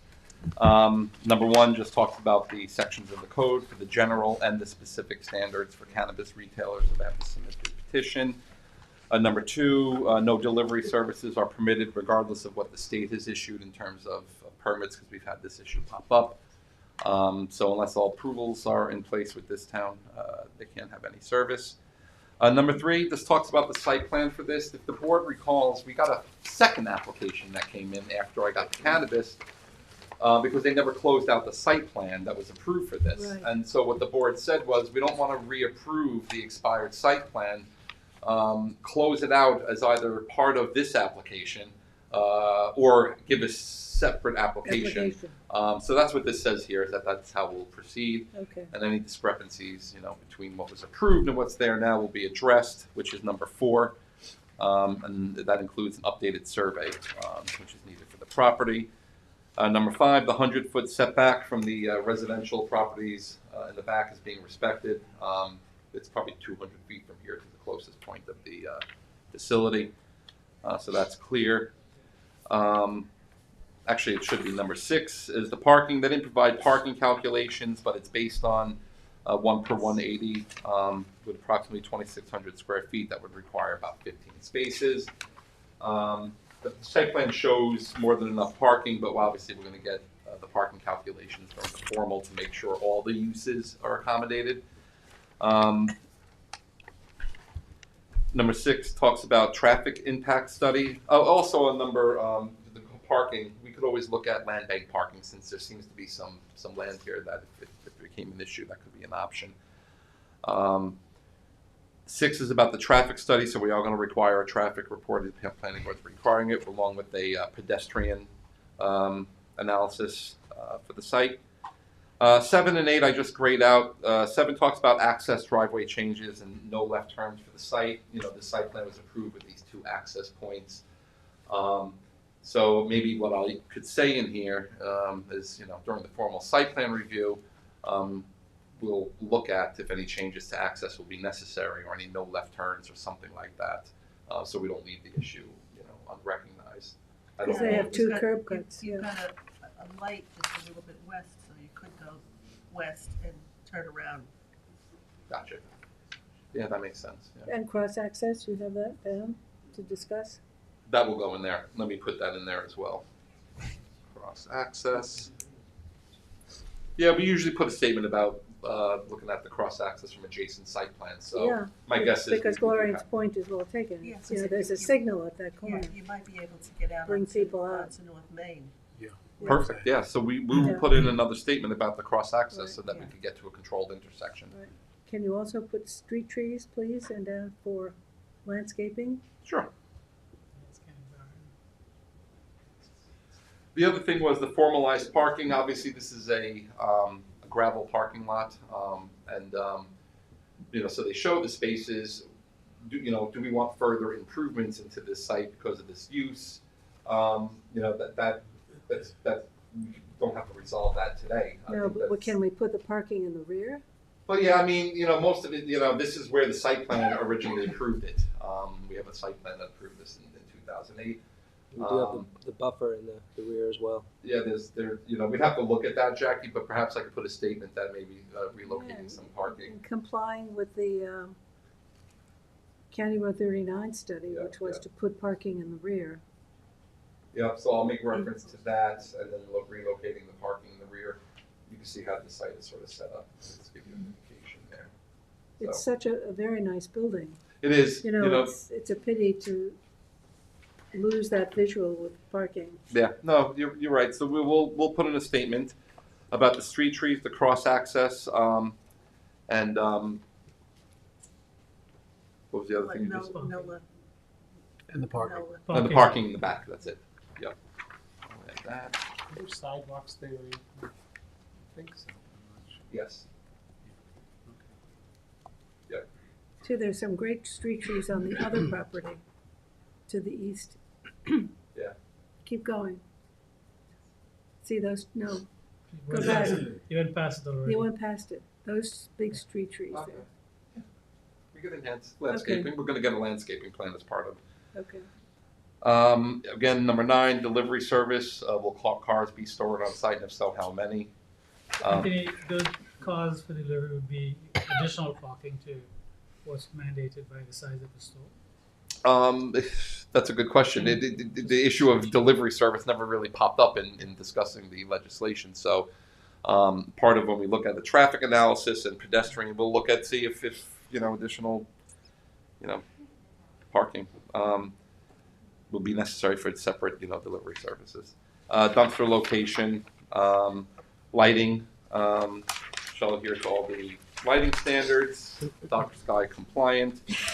Number 12 talks about buffers, additional landscaping. Actually, I say the front and rear of the property may be necessary to provide additional screening as deemed necessary. Number 13, at the time of formal, they'll need to submit a radius map showing that they meet all the separation distances as required. I don't think there's any issues here, but we always ask for the proof. A detailed safety management plan must be submitted, showing compliance with all the applicable regulations. Signage is going to be subject to planning board approval, but as noted with the state regulations, they can't have any colloquial references. This would be a type 2 action under SECRA and Chapter 157 of the town code. And referrals are going to be made to agencies, which could result in further changes to the project. That's what I have. The key is I'm going to have to get the site plan squared away with the existing site plan, and because it's. But aren't we going to have a new site plan and just? Yes, we're going to do it all as a single thing. Whether they submit 2 separate applications, we review it simultaneously, or 1 application. I don't think we. But we're not going to be bound by the 2008 site plan. You're going to retire that. Well, it's expired, and they built the site plan. They came here to renew it so they could get their CO. It expired before they got their CO, I think, is what happened. So when they came here to renew it with you, the board said because we have the cannabis application being considered for the site, and that there were some minor discrepancies but from what was previously approved and what's there, let's cover it all at one time as part of either one application or 2 separate applications that get reviewed simultaneously. I don't think the planning board can tell the applicant how they submit the application, but the board, that was what the board said when they tried to get the reapproval, the board said you got to review it all at once. And any changes to the site plan that occurred from what was approved and what's there now, I think it's really just, there's like a shed sitting here. There was a few minor things that we would have to address as part of Seems the. like such a labor-intensive effort to have to go back to an old site plan and correct it and then deal with the new site plan. I don't agree with that actually, because I'm the one doing the work. It's easier for me to correct the previous site plan since it's been approved and built and landscaped and So everything bonded for that plan. You know what I mean? Everything from that site plan has been built. Yeah. Okay. All right. Do you have any questions? Nothing further. Any questions from the board? Okay, motion to accept the conference report. Motion by Gloria, second by David. All in favor? Aye. Opposed, abstention, 6 in favor, 1 absent. Thank Thank you. you. Okay. I think Seth said that 15 they could do next time. It's a road abandonment. Great. 45 Fanning Is this incomplete? is incomplete. It's a 2-lot subdivision in Hampton Bays. You looked at it, and it's before the ZBA right now. Okay. Motion to deem this incomplete. Motion by George, second by Gloria. All in favor? Aye. Opposed, abstention, 6 in favor, 1 absent. 2 trees. 2 trees. All right. Trees.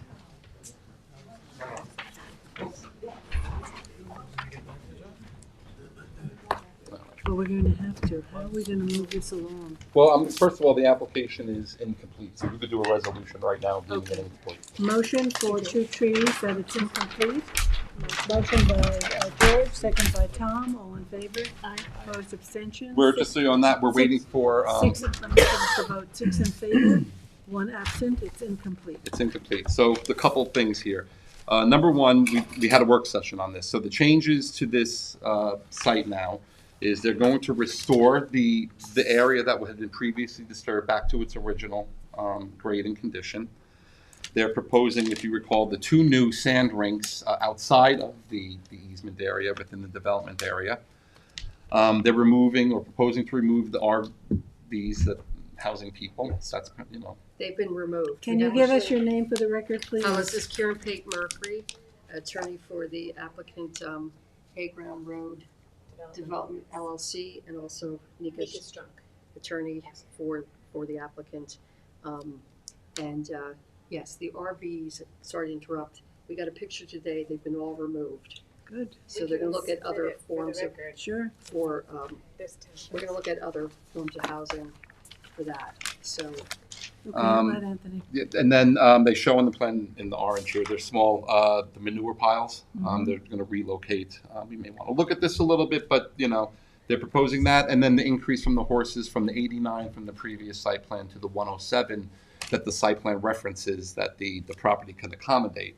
To that point, part of the completeness with engineering is they also got to submit a covenant amendment because there was a covenant that was imposed at the time of the site plan that restricted it to the 89 horses, not the 107 that the site plan referenced. So what I'm suggesting is part of the completeness to have to submit that covenant amendment. Once we get the completeness, we will hold a hearing on the ag construction permit and the covenant amendment at the same time. Good. Is what I'm suggesting. Good. And then I just had a quick question. Do you mean by that, like, we have to make an application for a covenant amendment, or we just have to submit the actual document that we're proposing? it's just a written request along with the fee. All right, and yeah, so we did it. We did the number of horses. We're also going to have a farm gate at the southern end because it's it's south of the most southern part towards Montauk Highway. There's access down below here, and there's a hedge, and it's open, and we don't want people just kind of going in and out. Because that's where the trailers were, right? Yes, there were 2 containers. They've been removed. So it's vacant. Yeah, it's vacant, but we need to have access. And also for, ambulance or something, if you're way down here, you can't really get access here. And this is open, open So space. you want the gate where? There's going to be a 50-foot gate here. There's an opening in the hedge. If you drive home yes. tonight, you'd see it, whatever. So we just don't want And if a horse gets loose or Sure. something, you know, they run off. Understand. So we don't want to have that opening, but we don't want to, there's beautiful hedges up there. We want to keep those. So, and the neighbor has fencing all along here. Mhm. And then this person has fencing, so we're in good shape. And Okay. incidentally, Tom did his review and I gave them the list of stuff that they needed. Yeah, so that was good. So we should have it for the next meeting. Okay, so when is and- that next meeting? Well, The if I get next- stuff, the next meeting's the 13th. The What 13th. we're trying to do is get to a completeness so we can get Yes. to a hearing. Yes. Good. Okay. Sounds All right, so sensible. that's Okay. basically it. So thank you. I know you Pretty had a much busy addresses, day. and that pretty much addresses all the issues raised in those letters, Yes. I think. Yeah, well, that's why this has been taking Yeah. so long, in the meeting with them, so. All right, so We finally got the plan that works. Yeah, so thank Thank you. you. Thank you very much. Oh, is it yours? Mika? Yeah, don't take that stuff. I'm sorry. I know. So Anthony, what are we doing? Do I have to, are we voting on anything? We Incomplete. voted. Incomplete, okay. Thank My you. house and I needed to talk to somebody and. How gave me a about, good recommendation. 204 Basically, don't bother butter? doing it that Oh, that way. was the, We've been doing it for 10 years. The old potato barn in Bridgehampton on Butter Lane that became the fitness center. Oh, yeah, So we're just doing an extension for them to submit the final maps. I'm a little behind. So from November 4th, 2024 until February 2nd, 2025. February Second. 22nd. Motion. Motion by Gloria, I'll second. second by Kate, all in favor. Aye. Opposed, abstention, 6 in favor, 1 absent. 19 Southampton Oaks. All right, so just real quick with this, we get these a lot. Is it White Plain or White Oaks? White Plain. White Slane. So this property, this vacant property here, the subdivision that was done in the 80s required a common driveway. The driveway was built, this is all skewed, was built to the back. This property went to the Conservation Board, got a wetlands permit for the development, and, you know, squeezed the development. Marty's office dictated where everything went. And it doesn't have a common driveway. We get this a lot. So they put in a request to amend, there was no public hearing required. So they wanted to see if the planning board would amend the covenant so they could allow this property to have its own driveway, which I believe is separated 40 or 50 feet from this driveway. If the board's inclined to amend the covenant. This road, White's Lane, you know, I don't have any heartache over it, to be quite honest, but I didn't know if the board had any major issues with that. No? Is any of the common driveway to, this was already built? This one was already done back But here. is it on that property? No, it's right within the flag. Just a little bit off? Yeah, this is off, yeah. So they don't want to do the common driveway, they want their own driveway. Claire? You ready for me? No, No. I just want to talk to you. Oh. No. All right, we're taking a vote on About this? this? Yeah. Yep. You would be to approve the covenant amendment to eliminate the common driveway requirement. Okay, for the covenant amendment, 1, 2, 3. Yeah, we have enough. We have a supermajority. Motion by George, second by Tom, all in favor. Aye. Opposed, 5 in favor, 2 absent. Let me just find, is anybody here for Eastport Bible Church? Is anybody on Zoom? Who again? Eastport Bible Church, is there anybody? Suzanne is on right now. That's it? Yes. So here's what I'm gonna suggest, board, on this one. We were just gonna do the staff report today and then do an extension until, because I was gonna do the resolution next time. Let's do the Let's do the extension. report and the resolution, next Next time, week. so let's do the extension. The Okay, applicant's so we need an extension, number 21, extension to. Until February 13th. Feb 13, motion Motion. by Kate, second by Second. Gloria, and all in favor. Aye. Opposed, abstentions, 6 in favor, 1 absent. And then just acknowledging the walk-on signature of the maps, Tuckahoe Orchard. Even signed. Okay, motion. Motion to, no, we don't need You don't that, have to. just an Right, acknowledgement of that. 22 is off, so does that leave us 20? 20 is off. And these town board referrals we're not gonna do, Claire. Do we need to? Well, one I think is going to be adopted, which is just to reduce the number of members of the Landmarks Board from 11 to 9. So I wrote a resolution that said there was no planning issues because I don't think we care. Right, so no planning issues. That's appropriate. No, so Yeah. if you wanted just to adopt that, Yeah, we'll adopt Adopt that. number 24, motion by Kate, otherwise second we're good. by David, all in favor. Aye. Opposed, abstention, 6 in favor, 1 absent. We can table the other We're ones. table 25, 26, and that means we're back. John? Anthony, can you tell Dave that we tabled the historic preservation? Yes. John, you're on. Jim Burke and Janice are gonna come in for this. Okay, are they outside? Clear? Seth, can you Can, check Seth, that? can you check? And Jim's in the office. We'll make it.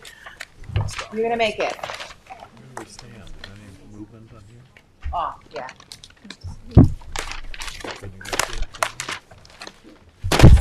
You have all your belongings, John? I think Yes. so. Sure. And we'll go through the old show. I don't know. You have them on. Huh? I've got them on, although they're reading glasses. I'm ruining my eyesight. So what have I given you so far? Just the staff report? Let's Staff see. report, lots 1 and 2. Copy of the code. We have the draft report. Statement of findings, we got. John's version of the. We have the secret findings of the town board. This is the resolution to adopt the finding statement. And then you have the findings too, right? You have the findings? Yes, we have that. Jackie, resolution for Mhm. findings.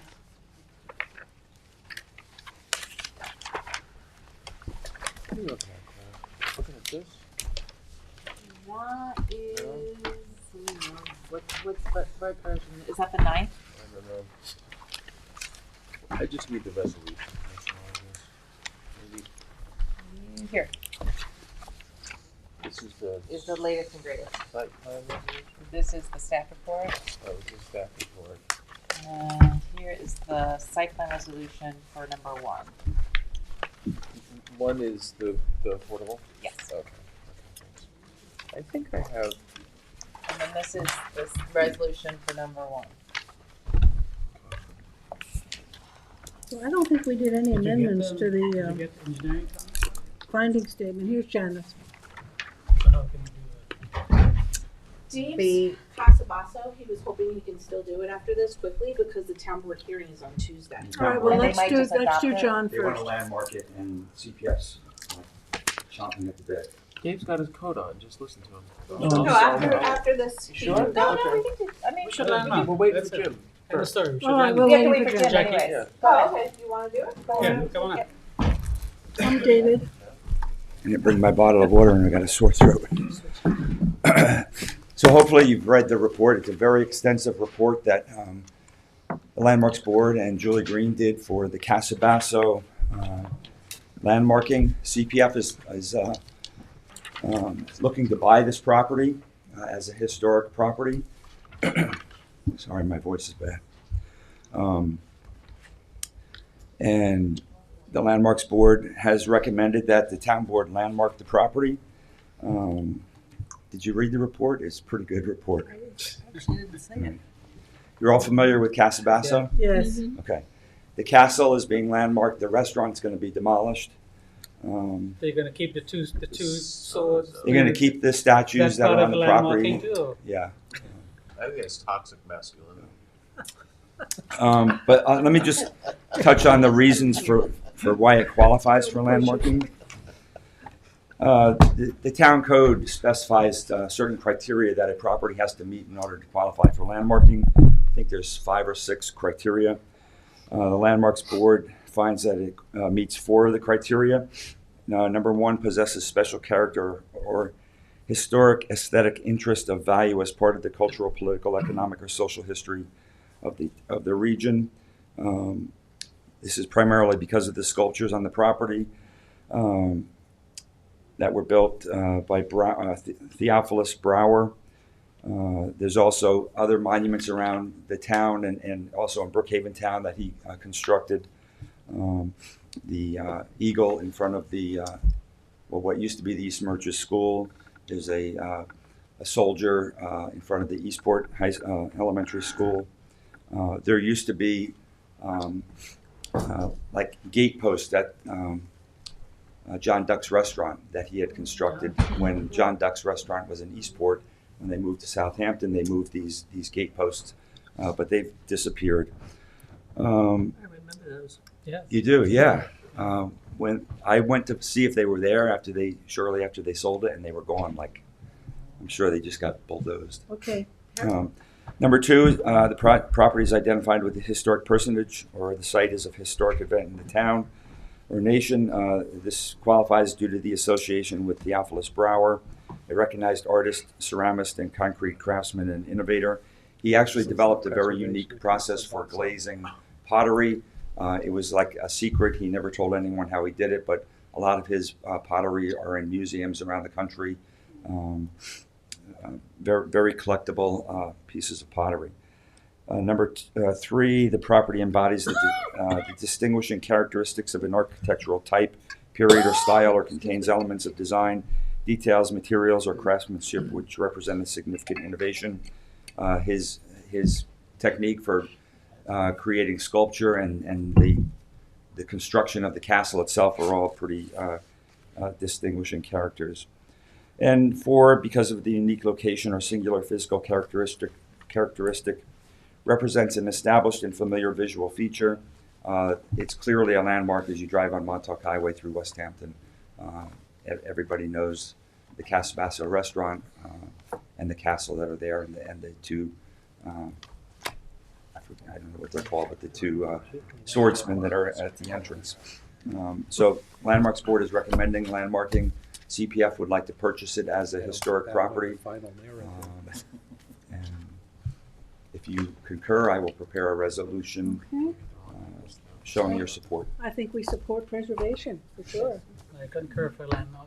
Yes. Okay, so Right. motion? Do you need a motion? Yep. Motion by George, second by Tom, all in favor. Is the little bakery gonna stay?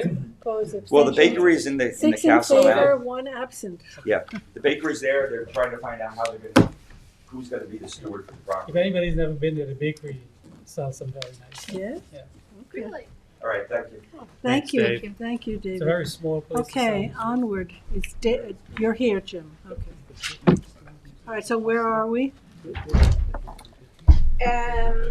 Where are we?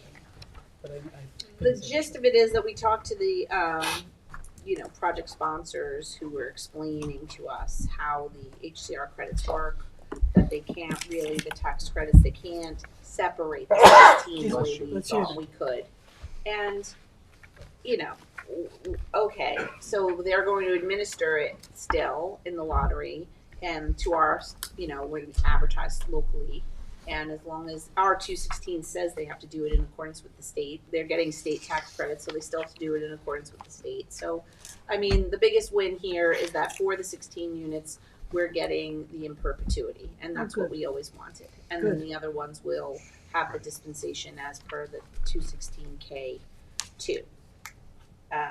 So if you So we feel relinquished good about that, the 130. Right? and then Claire was also going to add something else about the average AMI, which they said it averages around 50 to 60% across the board. So they do the state does ensure that there's this mix. So 80 to 30, but the average is between 50 and 60. So we'll add that. Does that So that's Okay. a bit of more assurance for us that Yeah. it's not going to be any one A bit dominant. lower end, yeah. Yeah, and it's not that we, hey, we all understand. We just want to have a healthy mix of occupancy there that everyone can feel good about. So that's really it. It's not to disparage anyone or say that, anyone is better than another. So So where does that language go into? So the covenant that she just meant would be a covenant. The average would be between 30. It would be between 30 and 80, with an average of between 50 and 60. And what I'm saying that's important about that is that the secret documents say it's workforce housing, right? It's just not. It's not just low. It's not just high. It's workforce. It's the middle. We're trying to capture the middle on this. Not perfect, And but what at about the least mix it's an of attempt. bedrooms and the disbursements throughout? Right, exactly. So that's more, that is gonna be a covenant also, but it will be like a condition of the approval that they actually note that on the plans, that where the units will be and the type of units it will be. Okay, so John's covenant, we're going to amend a little bit of that language Yeah, and then the way I adopt see it. it, you'll add that it's gonna be, what did I say? Yeah. A mix of the 1, 2, and 3 bedrooms. And the AMI will be between 30 and 80 and 30, but the average will be 50 and 60. And then I think you wanted a provision for local advertising for the 16 units. We do. Yeah. Right, is that a covenant? I think that's more of a condition, right? It's more a condition. Yeah, so the lottery will handle per the state regulations or the state requirements, and then it'll be a locally advertised. Add in the covenant too that the units are going to be interspersed throughout the In Yes, perpetuity. and that is, so that's In second. perpetuity. Well, that was in my. Okay, so you have all the exact language clear I for this do, covenant? I do. So it does eliminate the up to 130 Yep. Right. for this particular project. It's something that we could tackle on other projects. And another project. You know, really looking at that, you know, just as We're a gonna planning need issue, your looking at catch-all that. thing in there Exactly. too, right? Oh, Is it yeah, I intention? think that helps. Yeah, I was going to Just comment helps. on that. Yeah, John. I the, said, the you know, mix. we should learn from this, and when we have these things coming in the future, at the let's zoning, check out this. No, I have at that. the, at the So I'm zoning gonna application have that. phase, when there is the power to do those things and make sure we get what we want, we need to focus more on that. So we As always best say we like can. form follows financing, and now even these other parameters follow financing, and we're just becoming like really more savvy to what all that means for us. Yeah. And the more I think we, one win that we had recently with HCR, I had a lot of conversations with that gentleman, his name is Ross Karp, who runs it, is that I was like, we need funding for smaller prototypes, not these huge, you know, we need the 30 unit development funding, and you know, because everybody proposes these huge things because that's what gets financed. And so they created a smaller like classification that they're going to roll out. So there is still room to always work together with the state, and I think, you know, I think it's going to be a nice development. I'm satisfied with the way that you've done a good job with the site plan. We're getting preservation. There's a lot of positives here, and it is going to help a lot of people. So all told, you know, I just wish that we could have been more clear on that, but now it feels like it's Well, the kinda next too far development gone. should be like Well, it's a learning young experience. professionals. Yeah. Mm-hmm. Right, Okay, exactly. so tell us now, walk us through what we have to approve. Okay, First, you want I'm to do, gonna make it as easy as possible here. Okay, so the first thing would be to Thank you. the finding statement, but do you wanna go through the conditions? And I can make it simple for you. So I have the spec, so Which it'll say document? NRP, site plan, lot one, okay? We're not gonna adopt this yet, we're gonna go back and do, but I wanna make sure you have the conditions right, then we'll adopt the finding statement. not 1 and 2, 1. Just, that's the staff report, which is gonna be your basis of adopting this, okay? And I'm gonna just briefly go over it, but stop me if there's some condition, right? This is for the combined for 1 and 2, the staff report. That's the staff report, I just gave you this, I gave you that. Oh, so you just want to go direct here it to is. the resolution? Yes, To the Which is resolution. for just This one. one, John. Okay, yeah, thank you. I haven't given you two yet, because I don't Okay, wanna confuse everybody. But I'm gonna say, 1 is the changes, right? And G under 1 is that new thing about the interspersal of the units, okay? Where are we, Claire? I'm so sorry. That's I just okay. want to make sure I follow it. 1 here, yes, here. So these are changes to the site plan, you see most of them, the last one is about the interspersal. Okay, okay. All right, know the exact location of 16 units. Okay. Yep. All right. Okay, and then you've seen the rest of this, John, nothing is new under 2, 3, these are just changes to the building plans, site plan, lighting plans, and then the general conditions. Now, the general conditions are either our typical things like screening, or they're exactly from the code. I just took them from the code and I put them right in here, so everybody's clear. What we're gonna do under the general conditions, and you can see that goes to double N, is we're gonna add the lottery per the state regulations, right? And the reference to the local lottery. advertisements. I don't remember anything about the lottery. I remember local advertising. this is gonna be administered by the state, it's not gonna be administered by the town. Administered by, Right. by NRP through Yeah. HCR. Yeah. Yeah, so, I mean, I was just Yeah. saying generally per state regulations, Well, is that's that fine. good enough? Yeah, that's fine. That's Yeah, different, so that's what I was gonna say. Okay. And then, and the local and having local advertisements. So I was gonna have that one idea, because Where are I you think putting that? I'm making it a new In- double O. Double O. After double This N? is the most conditions of all time, by the way. Yes. So what you're seeing, what the board is seeing on this proposed resolution is changing dramatically. Your items 6B. Right, so let's talk about that now. So we'll just talk about this very specifically, so everybody's on the same page. It'll be a combination of both of ours, John. So I think the first two sentences of my I are fine, right? And then you eliminate the last sentence, which is the 30. So we'll do that. Okay? What are you eliminating? The income level? The last- Income level. The last sentence of I. Okay. Talks about Bless you. 80 to 130 AMI. Mhm. More congested at the moment. And then I think I is, I mean, So, and then 2 you- is fine, right, except for the last sentence, but with the 50%, and that's going to be replaced with the 30 to 80% and the average between 50 and 60. What's the average, take it again? Average, Between 50 and 60 AMI. 50 and 60? Mm-hmm. That's a good compromise, I like that. And So the that rest- replaces 50% of the units, right? Right, and then John had that, I had the nice catch-all in there, right? It's in there, the mix of the income, okay. Well, hold on a second. So let's see how it tracks what I like. 20% of the units, 16 units shall remain affordable per chapter 216 in perpetuity. We're in agreement with that. The remainder of the units, I'm skipping down to 2,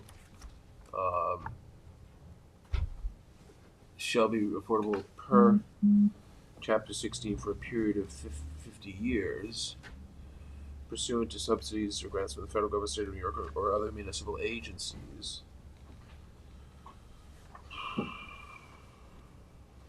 I think the mix of all of the income units, not the 62, shall be low, middle, moderate, as restricted pursuant to grants from the mix of all of them. And then you talk about the 50 to 60, between 80 and 30. Oh, and the just make it average a being separate 50, yeah. idea for all of them? Yeah, it's Yeah, not I just guess you limited could do to that. Mix of, well, you can keep it in 2. No, I think you can make it a 3. Well, I Let's think do it that, makes make it more 3. sense separate because The mix of mix income is the units, same of housing across units, all. take out the 62, shall be low, moderate, medium, middle, as restricted pursuant And to the grants. average should be about all of them too. So you're right. Right. So we'll make it Yeah, we'll make it a new You're 4. separating it because No, Yeah. make it the 3 and then just make the managers 4. Okay. Oh, Okay. yeah, Okay. that's right. That's Okay. right. Okay. But make sure so we all in agreement that we have the average AMI will be between 30 and 80. No, I'm sorry. The AMI will be between 30 and 80, but the average between 50 and 60. 60, yeah. But that's not what it says in the. In this, is No, that it what- doesn't. No, right. It's going to be a new sentence. Yeah. That sentence is for the 50% of the Okay, units that's shall new. be Yeah. stricken, and there's going to be a new sentence that says what we've been discussing, the 30 Well, to 80. let's say what it's going to say. I've said it 3 times, but I will say it again. Go ahead. All of the units, right? Yep. All of the units shall be between 30 and 80 AMI, with the average being between 50 and 60%. and the other 2 earlier ones, it's I can't say In perpetuity. perpetuity and 50 years. So that's Yeah. those. Yep. That's the first definition. Yes, that makes sense. They're all going to be in the same group of buckets. Mm-hmm. Yeah. Okay. That's good. And 60, thank you. Yeah. BI is good, B2 is okay. Now, there's nothing in here about the town managing in this because we know we can't, for a while we were going to break out the 16, but we know that doesn't work, right? Okay. Are you in agreement with that? Yes, Okay. and then I'll change the references in the staff report to match up. Okay, Okay. Yeah, so the town has been managing with 16. no, they're managed They're all by, gonna get managed together, they can't. we I can't understand. separate I was them. always wondering how that was going to work. Okay? Everybody okay with this? Good, Okay. so motion to Well, adopt. hold on. It's gonna. So you're gonna do this finding statement first. Okay, we have to do that. So So is that there's the a NRP resolution. holding? Yes, there's a resolution that was passed down. NRP holding is the title of it? Yep. Yeah. Draft in progress, it says? Draft in progress. Until we adopt it. Somewhere here. This one. Yeah, it's, I got it. Okay, It says that, you know, the whole history of this until the point where the planning board, the last sentence of the first page, the planning board's reviewed the finding statement adopted by the town board and finds the document addresses mitigates the identified impacts. Now, therefore, be it resolved based upon the board's review of the contents of the subject DES, FEIS, and finding statement, consideration and comments received in the public and agency review process, the measures identified to avoid and minimize impacts, the planning board of the town of Southampton as an involved agency concludes the identified impacts have been avoided or mitigated to the maximum extent practicable. And be it further resolved, planning board of the town of Southampton hereby accepts and adopts the finding statement as their own on January 23rd, 2025. okay, So much for good for everybody? Motion to accept, Tom, second by George, all in favor. 6 in favor, 1 absent, so we've adopted the finding report. Now we can adopt the lot 1 site plan, With as those changes. amended, yeah. Yes, those changes. Okay, so that's this one, right? You okay? Am I okay? Yeah, you were talking about something, I just want to make sure you're okay. No, I'm talking Yeah. Oh, with sorry. those So it's changes. this one? Yes. Okay, so lot 1 site plan with the amended. That Claire just went over, Claire and John just included. Everybody okay with that? Mm-hmm. Yeah. Everybody okay with that? Okay, motion by Claire, second by David. Well, Claire? Claire would. I mean, sorry, Kate. Kate, it begins with the same curve. By Kate, second by David, all in favor. Opposed, abstention, 6 in favor, 1 absent. Okay. So that's done. We have lot 2 Then we have and lot 2. So, John's seen this. The only change is that I had forgotten, in the staff report, I had put that there would be 2 chargers on the main lots. lot 1. The lot 2, lot 2. That's the car Um, wash. Yeah, I have a problem. And then John has a problem with it, and I didn't put it as a condition, but it is now a condition in the decision. This is car wash, I'm not gonna provide charges for the public at this. You didn't even require me to do that at the test site.